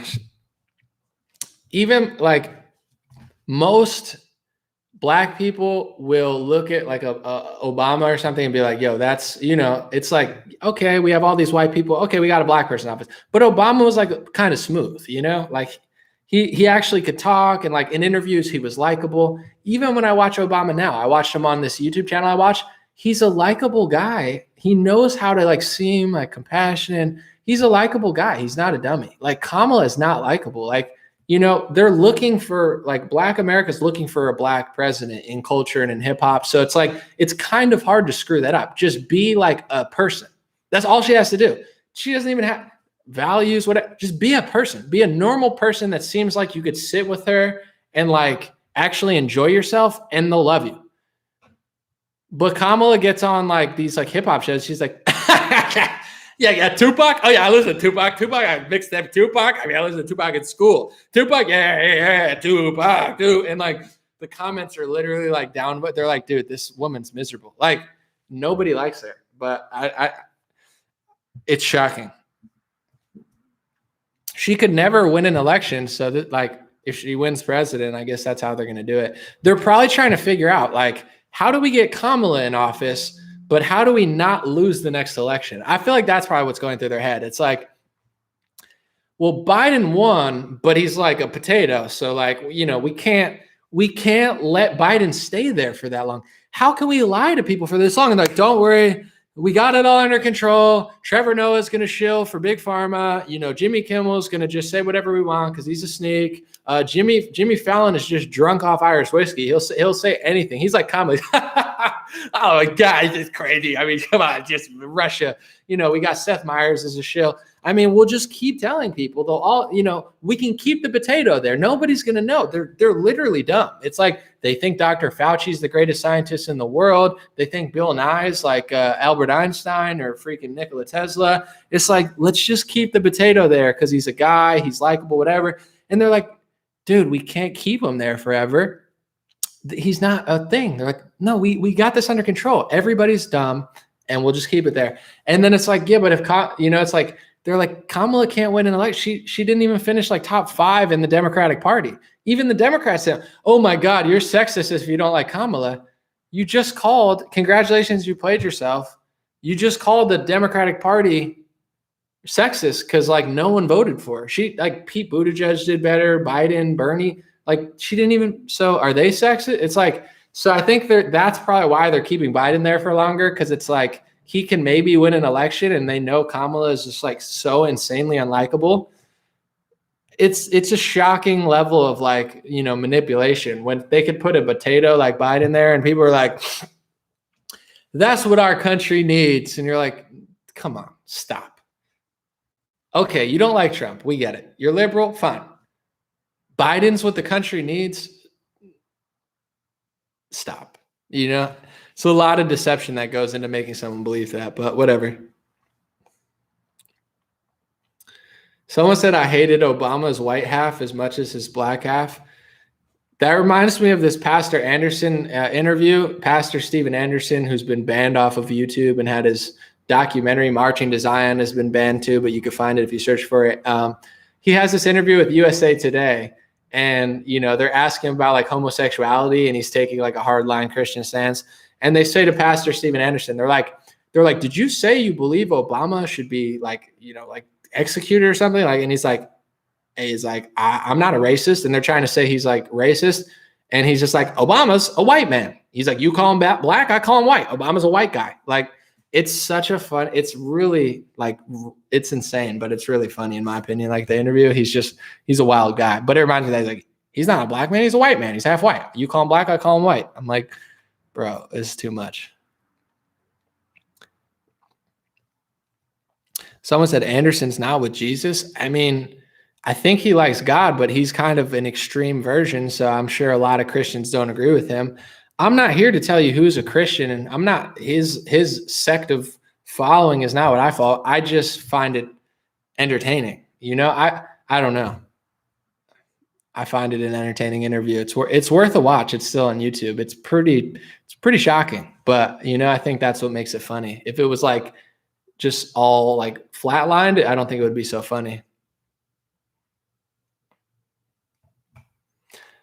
Someone says Steven Anderson is wild. No, I know he's really wild. It's pretty funny. I like I don't know. That's why political correctness is not for me. I've always loved comedy, and I've always liked people who push the limit. Like a joke is not a joke unless you push the limit. You know, they're saying Pepe Le Pew needs to go. He's the weird character. I never looked at Pepe Le Pew when I was younger, and I was like, oh, I want to be Pepe Le Pew. I want to be like a creep, freaking like, you know, weirdo. No one does that. Like everyone's like, I want to be a Power Ranger. No one wants to be like Pinky in the Brain. Like Pinky's dumb and the Brain is like really smart. They're taking over the world. They're evil characters, but they're the star of the show because it's like a cartoon. It's fake. Pepe Le Pew is not like this glorified character. He's just like a weirdo French guy. Like he reminds you of like a creepy European who's like flirting too much, which everyone knows because a lot of Europeans are great, but like, you know, some people like fresh out from French or Germany, like they're going too hard and you're like, dude, calm down. So it's like with no good and bad characters, there's no plot. There is no plot. You know, with comedy, it's the same thing. If it's all one type of character, there's no story, there's no ups and there's no downs. And that's what they want. With comedy, you have to push the limit. If you're not saying anything interesting, what are you talking about? If you're not talking about race or gender or religion or life, there's no joke, because every comedian's talking about real life, and that's what real life is about. So with Pastor Steven Anderson, he's extreme, and he sticks out because like no one is taking like hardline stances anymore, and he just unapologetically takes like the most hardline stance, and it's hilarious to me because like it's just such a parody of an interview with like the news guy and him. It's like people are like, you can't do this, you can't. It's like you want a flatline, a dead society where there's no villains, there's no heroes, there's no, you watch an interview with someone you don't like or you do like, it's like, it's okay to agree on some things and disagree. It's okay to be like, he did good or he didn't do good, or I like him, but he didn't perform as well as that's life. That's how the world works. Like, that's why I'm so against censorship. Like I see a lot of people on both sides, cancel culture. He's racist. He's anti-Semitic. I'm a Christian. I'm a conservative, but he's too much for me. And it's like, just be really pure about what you're saying, because everybody wants to exaggerate. Like Ben Shapiro, he's super pro freedom, but he's also mandatory vaccination for entering certain facilities. And he's also, he overuses the word anti-Semitic, which not only makes people more anti-Semitic, and it not only covers up real anti-Semitism and real violence, but it also is just dishonest, and it leads to more censorship, because when we can't figure out what's going on, everything's racist, everything's sexist, everything's anti-Semitic. We live in this world where everyone's just exaggerating. Everybody's chopping at everybody else's thing. And I'm just like waiting. I'm like, where's the good comedy though? I'm trying to find someone who's funnier. It's like they're ruining everything, but whatever. I mean, it's the world we live in. Someone said Anderson is a Calvinist. That's my big issue. I think is he a Calvinist? Yeah, I don't know. I'm not that like when I say certain things, I feel like, and I know, Watchman, I know you're not saying that. I know you're just saying, that's your issue, which is cool. But like, I'm just speaking on, not that you're doing it. I'm speaking on people that like, I'll say something and they think I agree with everything that person says. Right? Pastor, I am clearly not Pastor Anderson. I mean, if I felt certain ways, I'd just say them. Do I sound afraid to say what I think? No, I'm not. We're totally different type of mentality, totally different type of spirituality in the sense of like how we compose ourselves, our energy. But I don't like try to censor and throw people aside. I find him like, kind of like a Jesse Lee Peterson in the sense of they're both lost men. Like you just don't see men like that anymore that say things that they say. And I find it fascinating. I love their interviews and when they debate. And Pastor Anderson's documentary, Martian to Zion, is really good. It's actually really good. Not as extreme as some of his interviews, but same with like a Farrakhan. I don't agree with everything Farrakhan says. He's not a Christian. He's actually part white, which is kind of funny because Farrakhan, everyone's like Farrakhan's anti-Semitic and anti-white. And I'm like, bro, Farrakhan is part white. If you listen to his story, he has white genetics. So it's kind of like this like Colin Kaepernick thing, except he's blacker than Colin Kaepernick. It's like I get what he's saying, but it's like you also are, it is in your DNA, you're part white, and Kaepernick's like half white, raised by white people. But it's like it's okay to be black, it's okay to have black activism, but at a certain point you can't like hate half your heritage, or Farrakhan's part white, so you can't hate yourself. So in general, whatever. But I don't agree with what he says because he's not me. But people exaggerate sometimes. I'm like, listen to the full thing, or listen to what he's saying, or in general, like, is Farrakhan worse than Don Lemon? That's a moral question for yourself. I think Don Lemon's worse than Louis Farrakhan. I'd rather listen to Farrakhan than Don Lemon. And do I agree with everything Farrakhan says? No, not at all. Half the time he's talking about me in a negative light.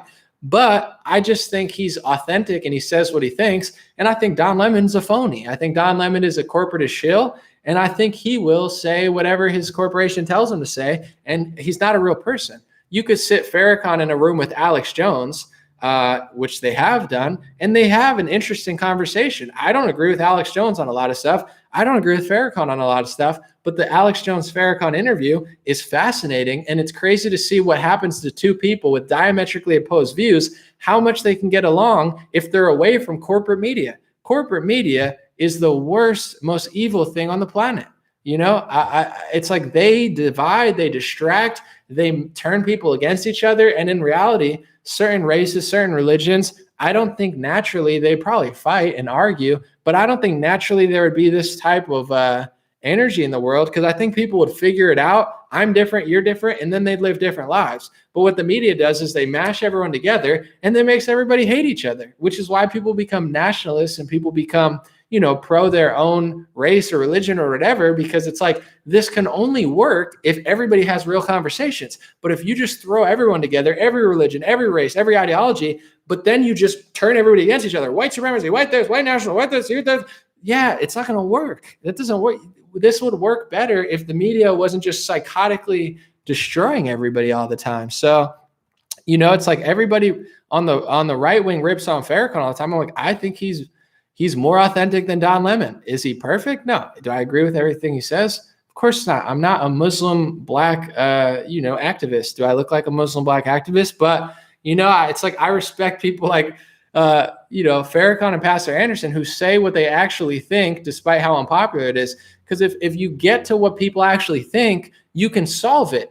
Dude, that's kind of crazy. Why don't you go over there? I don't want to be in that area or whatever. It's like, but if everyone's lying all the time, it's the difference between, I think, the South and like the West Coast. I talked to a black kid one time who moved out to LA from like Alabama. And I said, how do you like LA? He's like, it's okay. But, he's talking about, he's like, in Alabama, there are some racist people. He's like, but I actually like it better than LA because I know who likes me and who doesn't like me. And a lot of people just want to be left alone. And he said, if a white family knows who I am, he's like, they're very open. And there's a lot of great people. He's like, but certain times, like, who doesn't like you. It's like Malcolm X who said, they're like the wolf and they're like the fox. He's like, I prefer that. It's more authentic. It's more homely. They're a family that seems racist. Once they know who I am and trust me, they'll cook for me. He's like, but in LA, everybody acts like they're your best friends. And then they stab you in the back and talk shit about you when you walk the other way. So I think, that's the same dynamic between like the Farrakhan and the Don Lemon type.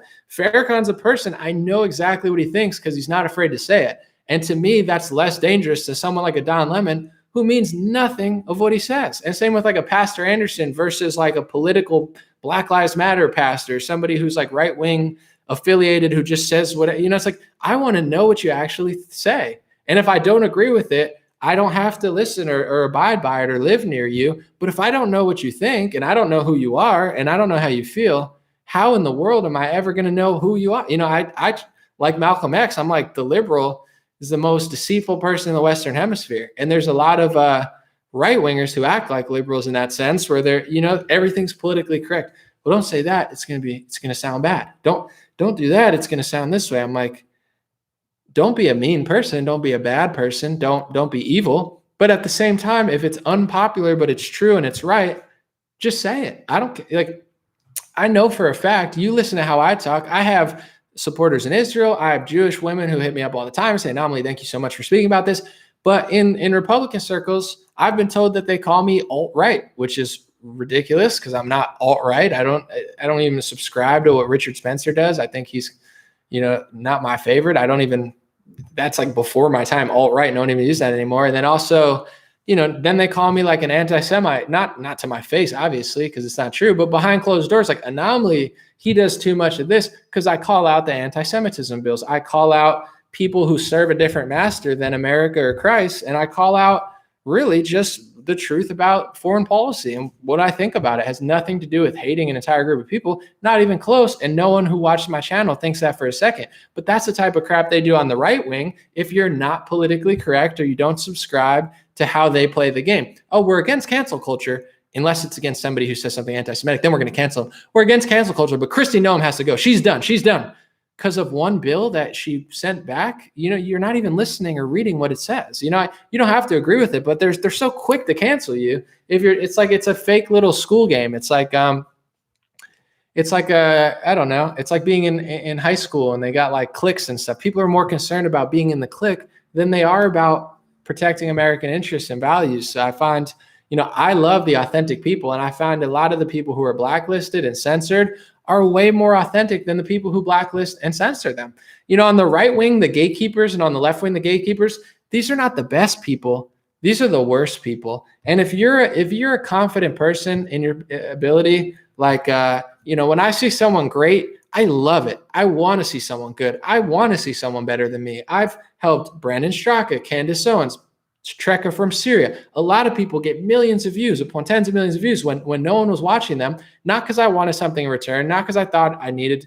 It was great and it was really good and it was really funny and it was good or better than what I was doing in a way, or just straight out in its own lane good. And I wanted people to see it because I love people to thrive when they're good. And I just don't like crap. I don't like crap food, crap entertainment. It's not what I'm interested in, but I'll eat crap food sometimes because it tastes good. But anyway, it's like the gatekeeper types. These are the worst people. They're not confident. They're not good at what they do. They can only conserve their power by destroying everybody else. So on the right and the left, these people exist.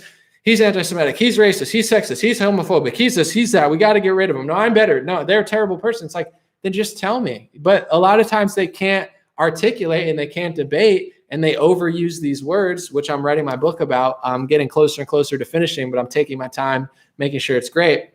That's what they do. And it's not just a left-wing thing. It's both sides doing it, passing bills, using words, just shoving people to the side, taking clips out of context. They do it to Trump on the left wing. They do it to Farrakhan on the right wing. And you don't need to take a Farrakhan clip out of context. He says enough wild stuff. If you listen long enough, you don't need to take it out of context. But a lot of the biggest right-wing smears on Farrakhan were all taken out of context. And I'm not, once again, I have to separate. I'm not him. I'm not Muslim. I'm not a black activist. I don't speak like he speaks. I don't think like he thinks. We are totally different people. But I'm an honest person where I'm not going to take a clip out of context and use it to try to deplatform him as a right-winger and say he's this hateful, terrible person when that clip is not even fully what it says. I've watched the full clips of all this stuff and I'm like, bro, it's just dishonest. But that's the game. Everybody wants to conserve their space. Everybody wants to be the guy. And anybody that, says something they don't want them to say, they're ready to just send them away. And I just think it's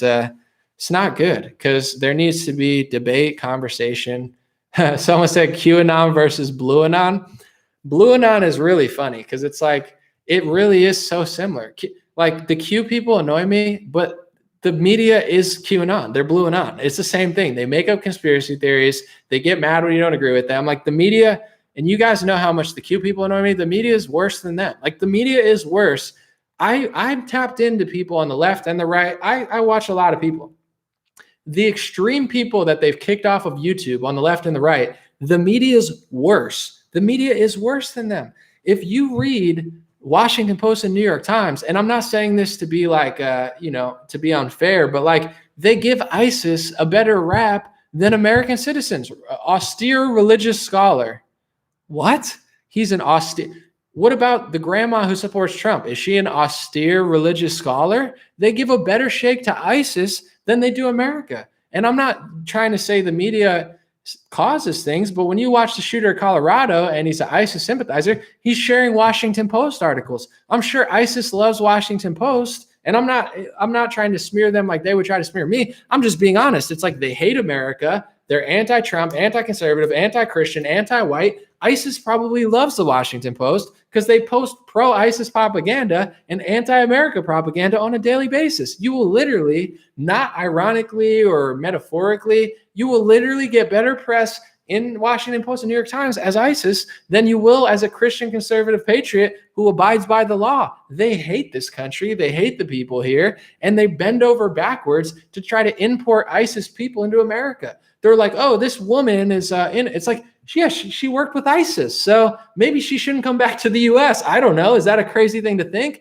Oh, but she's a mother. It's like, you don't treat the mothers like this in America who voted for Trump. You show up at grandma's house with you shared a Russian conspiracy link. She shared a link one time because she's 80 years old and she made a mistake. But also, Stephen Colbert lies all the time. You don't show up to liberals' house and say Stephen Colbert lied and you believed him. Stephen Colbert is Blue Anon, like QAnon, Blue Anon. He lied about the Russia collusion for 2 years because he's a corporate shill, liar, who has family members who ran as a Democratic Party person, fundraised by John Podesta. Look it up. So it's the same dynamic. Man, I'm dropping gems left and right. I feel good today. I think it's because I've been busy for a few days and I couldn't stream, so I was like, I got to come back and give a real show. And I had all these experiences built up. I'm like, I'm coming out firing gems. Someone said Noem caved to the pressure. Oh, Noem caved to the pressure. Here's what I want to say about that before I leave. first of all, 95% of people who said Noem caved, they didn't even read the bill. Just because the bill says women can play women's sports, guys, it's not a one-line bill. It's got all these other clauses in it. And I hear what she's saying. South Dakota is not Florida or Alabama. They don't have leverage against the NCAA. She said, I didn't veto it. I sent them back to revise it. I think, and I don't know this for sure because I haven't fully read the whole thing, but conservatives, they talk about 5D chess, but I don't know people are really interested in 5D chess. People loved Trump's rally on the 6th. That was an aimless rally. I don't think he purposely did it. I hope not. But in general, I won the election. Come here on the 6th. Mike Pence better overturn it. What is that? That's a sloppy move. And he got everybody set up. It's not all his fault, but as a leader, he's aimless. Operation Warp Speed, lockdown, I'm mad at you. He's a clown. Trump is a clown. You forgive him for all of that stuff. Pence is going to overturn the election. I'm going to win. Come to the 6th.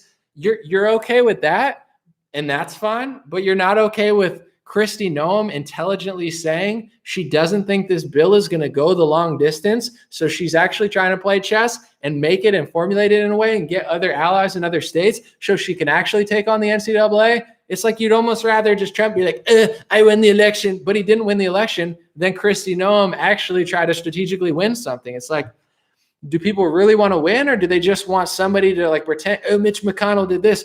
So did Trump did 30 times that, but you forgive him for everything and you never call it out. So it's like, I think Kristi Noem is smart, and I feel bad for her that they're trying to cancel her because people didn't even read the bill. Everyone hating didn't read the bill. Most people didn't. And even Tucker, when she was on Tucker, I love Tucker Carlson. He's my favorite journalist. I like him more than Kristi Noem. But every time she explained herself, Tucker didn't make any revolutionary points. He just said, oh, well, you should do it. It's about principle. She's like, I believe in it. It's just not going to work. It's the same thing as, it's principle to go throw a fit and get raided by the FBI on the 6th. It's like, that has nothing to do with principle. It's just a stupid move. You accomplish nothing. You end up with nothing, and you have nothing to show for it except for pain and more problems. It's like, that doesn't make any sense. Like, she explained why. It's like, you should do it anyway. She's like, no, it's not going to work. And he's like, I don't care if it's going to work. You should do it. It's like, well, why would I do something that wouldn't work and would hurt people? Like, if you need NCAA in some ways as a school,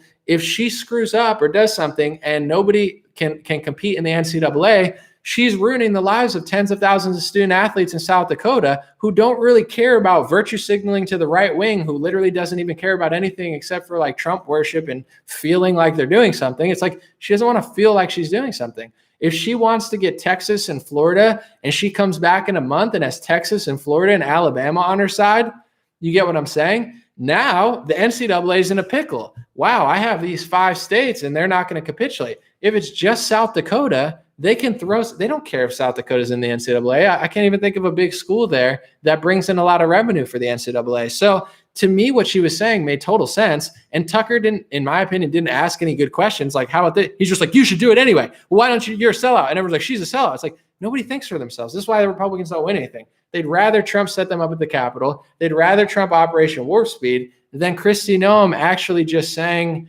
you know what? Let's revisit this and let's do it this way. And I'm willing to let her try it that way and see what happens. You don't need to sign a bill to impress me. Like, oh, okay, what does it really say though? What's it going to accomplish? She's like, we're going to lose in court. I need more help. Does that not make sense to people? Like Trump's like, we're going to overturn the election. The Supreme Court didn't take it. Trump's lawyers made a fool of themselves. Giuliani and Sidney Powell, told you one thing and they're claiming another thing in court. They didn't win it.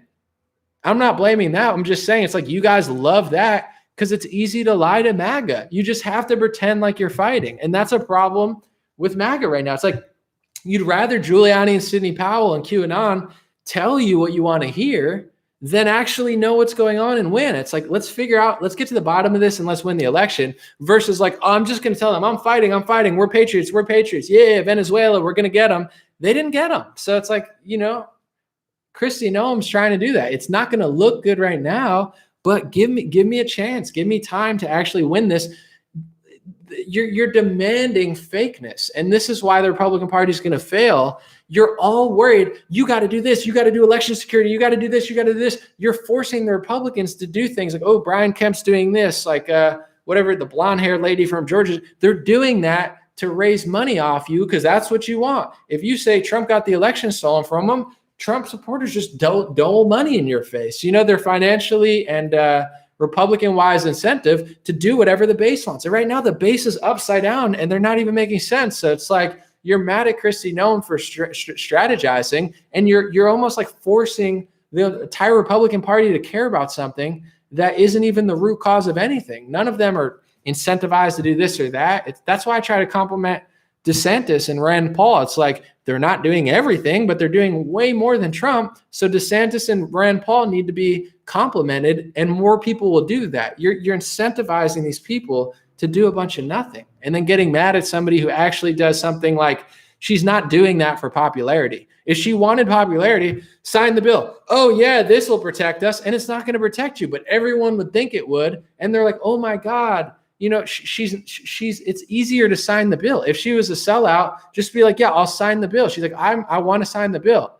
You think she doesn't want to impress MAGA? She probably read it and had lawyers read it and was like, this doesn't accomplish what people think it is. So I'm going to reframe it and try to actually win a battle against the NCAA, which is no joke. The NCAA does not need South Dakota. South Dakota needs the NCAA. South Dakota has no leverage. Out of every state, I would assume they have the least leverage out of most states because there's not that many big schools there. So, people need to think, because that's why, it starts with you. You could blame Trump, but if you're demanding things that don't make sense and you're mad at people who do make sense, you're going to get exactly what you deserve. Somebody who doesn't make sense, who's just pandering and lying to tell what you want to hear, because they know what you want to hear is going to make money, and the inconvenient truth isn't going to make money. So that's why it all starts with the self. Change yourself to change the world. Change MAGA, change Republicans to the point where you demand greatness and you demand freedom and you demand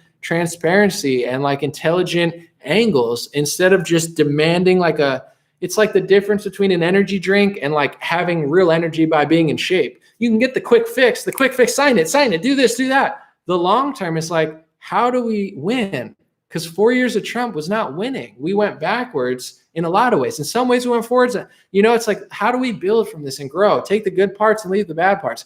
We got to do that. If it's all just do it, sign it, I don't care, election integrity, do the bill, do this, do that. Like, none of these Republicans are doing what's right. They're just doing what they think you want them to do. But someone said, I just finished making chilaquiles. That sounds amazing. I love those. Some said uplifting people is way more than breaking them down. I just think it's unjustified. I think the standards they're holding Kristi Noem to are way more unreasonable than standards they hold Trump to, or anybody. I'll say with Pence too. Pence is a politician. Pence is a smooth talker. He's not Trump. He's no Trump. He doesn't like break the cuff. He's saying just generic things. I'm not the biggest, oh my God, Pence is the greatest person ever. He's a politician, whatever. He's like a perfect vice president guy to stand there and say whatever you want him to say. But keep in mind, I'm not like a huge Pence fan. I think the way that Trump and his supporters did Pence was dirty. Like, Trump ran out of every you think Trump in his mind was like, I'm going to wait till the 6th and try to get Mike Pence to overturn the election. Of course not. That was a last-ditch effort because Trump's lawyers didn't do the job. The Supreme Court that Trump put there didn't do the job. Trump didn't, Dominion won it for him in 2016, but in 2020, apparently now it's this big problem. The mass mail and ballots, they were not able to win. So Trump waited till the last moment and threw all the blame on Mike Pence. I don't even like Mike Pence, but it's like, if you think Trump needs Mike Pence to win an election as far as like he's going to overturn it, no, he's going to send it back to the states, and they're going to send it right back. And the states were lying to you guys because everybody's afraid of the left and MAGA, because if you disagree with them, everyone freaks out at them. So the states sent the legislature or the electorates in. The states did that. The Republican legislatures did that. And then they got harassed by MAGA. So then they said, oh no, send them back and we'll send them right back. Pence does not have the power to overturn the election. He has the power to send the electorates back to the states, but it's unprecedented. Nobody's done it in hundreds of years because it doesn't really make sense. And at that point, if you're waiting till Mike Pence to beat your election, you lost the election. You blew it. Every legal option failed. So now you're just freaking out like you freaked out at the Capitol. It's the same thing. Pence is a traitor, maybe for one of 8 other reasons, but Pence is a traitor because he didn't send the electorates back on January 6th. That's goofy talk. This is why no honest people respect MAGA and Republicans anymore. You guys are like goofballs. It's like, oh man, Mike Pence a traitor. If you think Mike Pence on January 6th is how you win an election, you're not going to win any elections from now on. It was a last-ditch effort, and everybody was just virtue signaling. Pence can't change the vote. He could send them back to the states where they already got sent in. They sent them in, and then they're like, oh, send them back. It's the same as all these senators, and they're just trying to fundraise and like, oh, no, I'll do it now. Well, then why didn't you do it a week ago? What changed from December to January? What big revelations came out? Nothing. They had all the same stuff. They were talking about this. There was no like big aha moment where like, oh, they had all that already.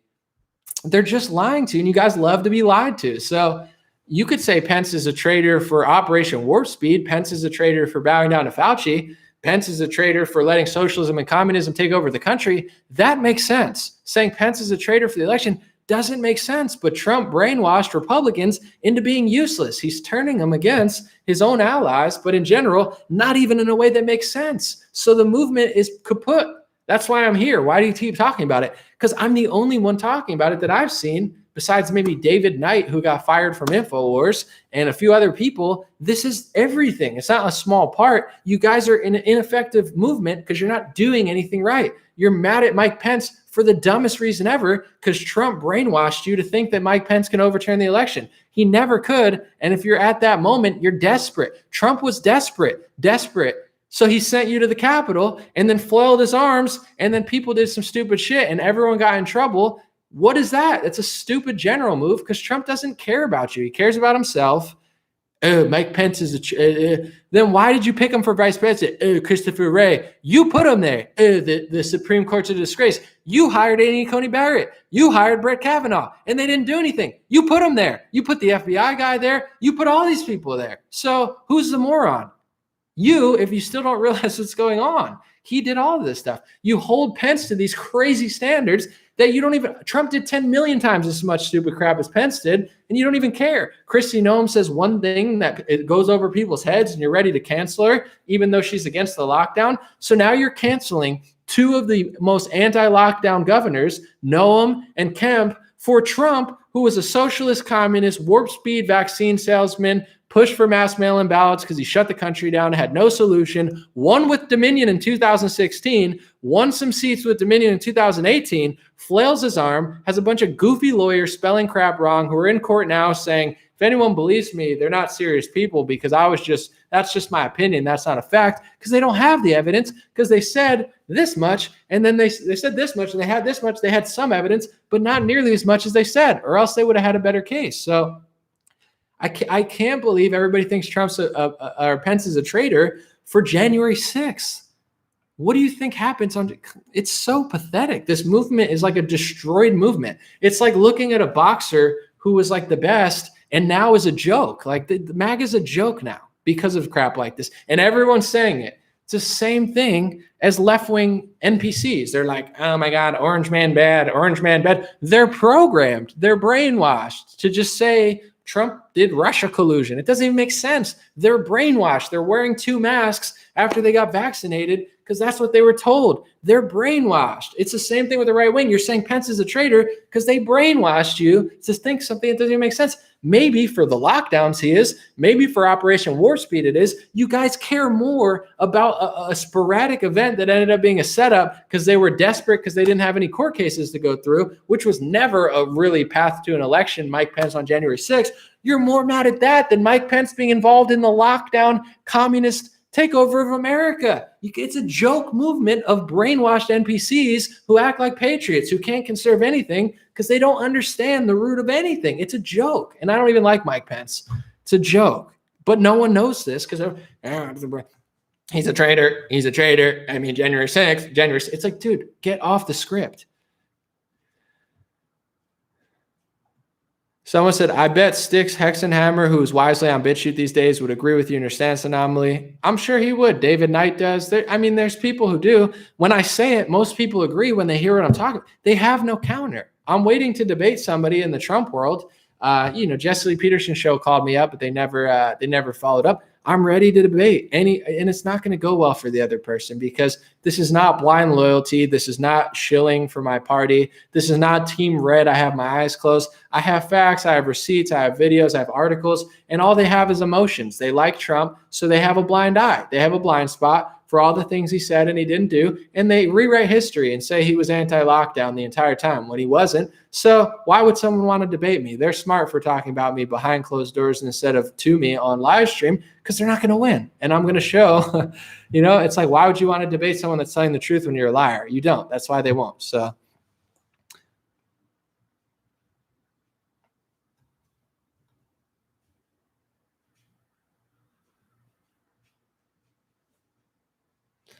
All right. I overstay my welcome, but it's all good. Appreciate you guys. God bless you. God bless your family. God bless America. God bless the world. Thank you for being here. Thank you for the superstars. Thank you for the super chats. I will do a supporters only live stream on Facebook, on YouTube. I read a lot of super chats. I'll try to do that. I have a way to read them on Facebook now. I'm excited about that. I'll figure out how to do it. And that's what it is. We'll keep moving forward. I'm going to keep writing my book. I'm launching new hats. These God Bless hats are coming back. I got a merch guy. I'm not exhausted. I'm exhausted because I've been speaking for 3 hours, but also I manage myself. Everything I do is like I'm doing all answering emails. So I'm working this year to build my team, as I've been telling you, get a merch guy. My best friend from home is probably going to do my management soon. We've been trying to do it, but I've been slacking on it. So I'm gonna get more free so I can do more stuff. But you already know I'm gonna be here live streaming, making videos, writing books.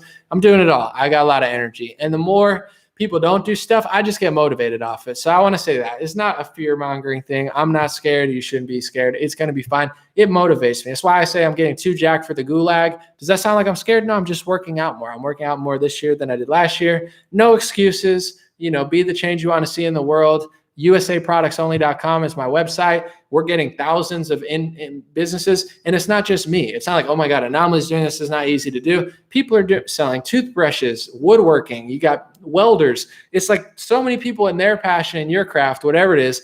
USAproductsonly.com. You could see moms with like Etsy accounts with thousands of like sales. I'm like, so many people are killing it in America, even though it's a crazy time. Entrepreneurs, business owners. I love seeing USA made products and USA businesses just doing things I never even thought of and just having huge success online. It's very cool to see that. So I love, the business I'm working on with my friends, but also my favorite part is like going through your business and be like, wow, this person made 5,000 sales on Etsy. Wow, this is really good woodworking. So, just take advantage of whatever you love, work hard at it. And that's what I do. The more this stuff happens and like passports and stuff, I'm just like, it doesn't scare me. I mean, it's a little concerning, but I'm like, I just get more amped up. I feel like it's an energy drink. I'm like, okay, now I got to work harder. Okay, now I got to do this. So stay motivated, stay blessed. And I know these could be depressing times with all the masks and not enough smiles, but we will smile here and we'll move on for another day. So God bless you. I appreciate it.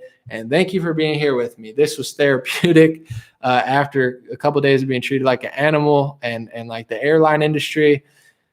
I want to see the Republican Party say enough is enough, because I'm not a Democrat at this point. I mean, I try to be fair, but obviously the conservative values and the freedom stuff is more at my alley than like the lockdowns and the masks. I think that's pretty clear.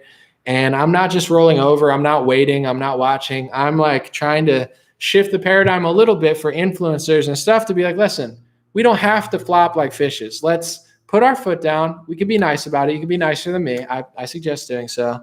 But be like, enough is enough. This is not normal. And the airlines and all the CDC stuff, like they're never going to stop. So I see the walls and I'm just pushing back a little. I hope you appreciate it. Hope it wasn't too intense. I had a good time, but sometimes people think I'm mean or something, but I think I'm funny. But I don't know. Those things aren't mutually exclusive. Have a good day, guys. I'll be out and I'll be back with more videos soon. Thank you for supporting. Thank you for watching. And thank you to everybody signing up at t.me/DreamRareChat, Telegram, and stayintouchwithme.com is my free email list. I'm appreciative. Sorry, I'm like stumbling because it's almost been 4 hours. Appreciate you guys. It's 100% free and it helps a lot. All right. Thank you.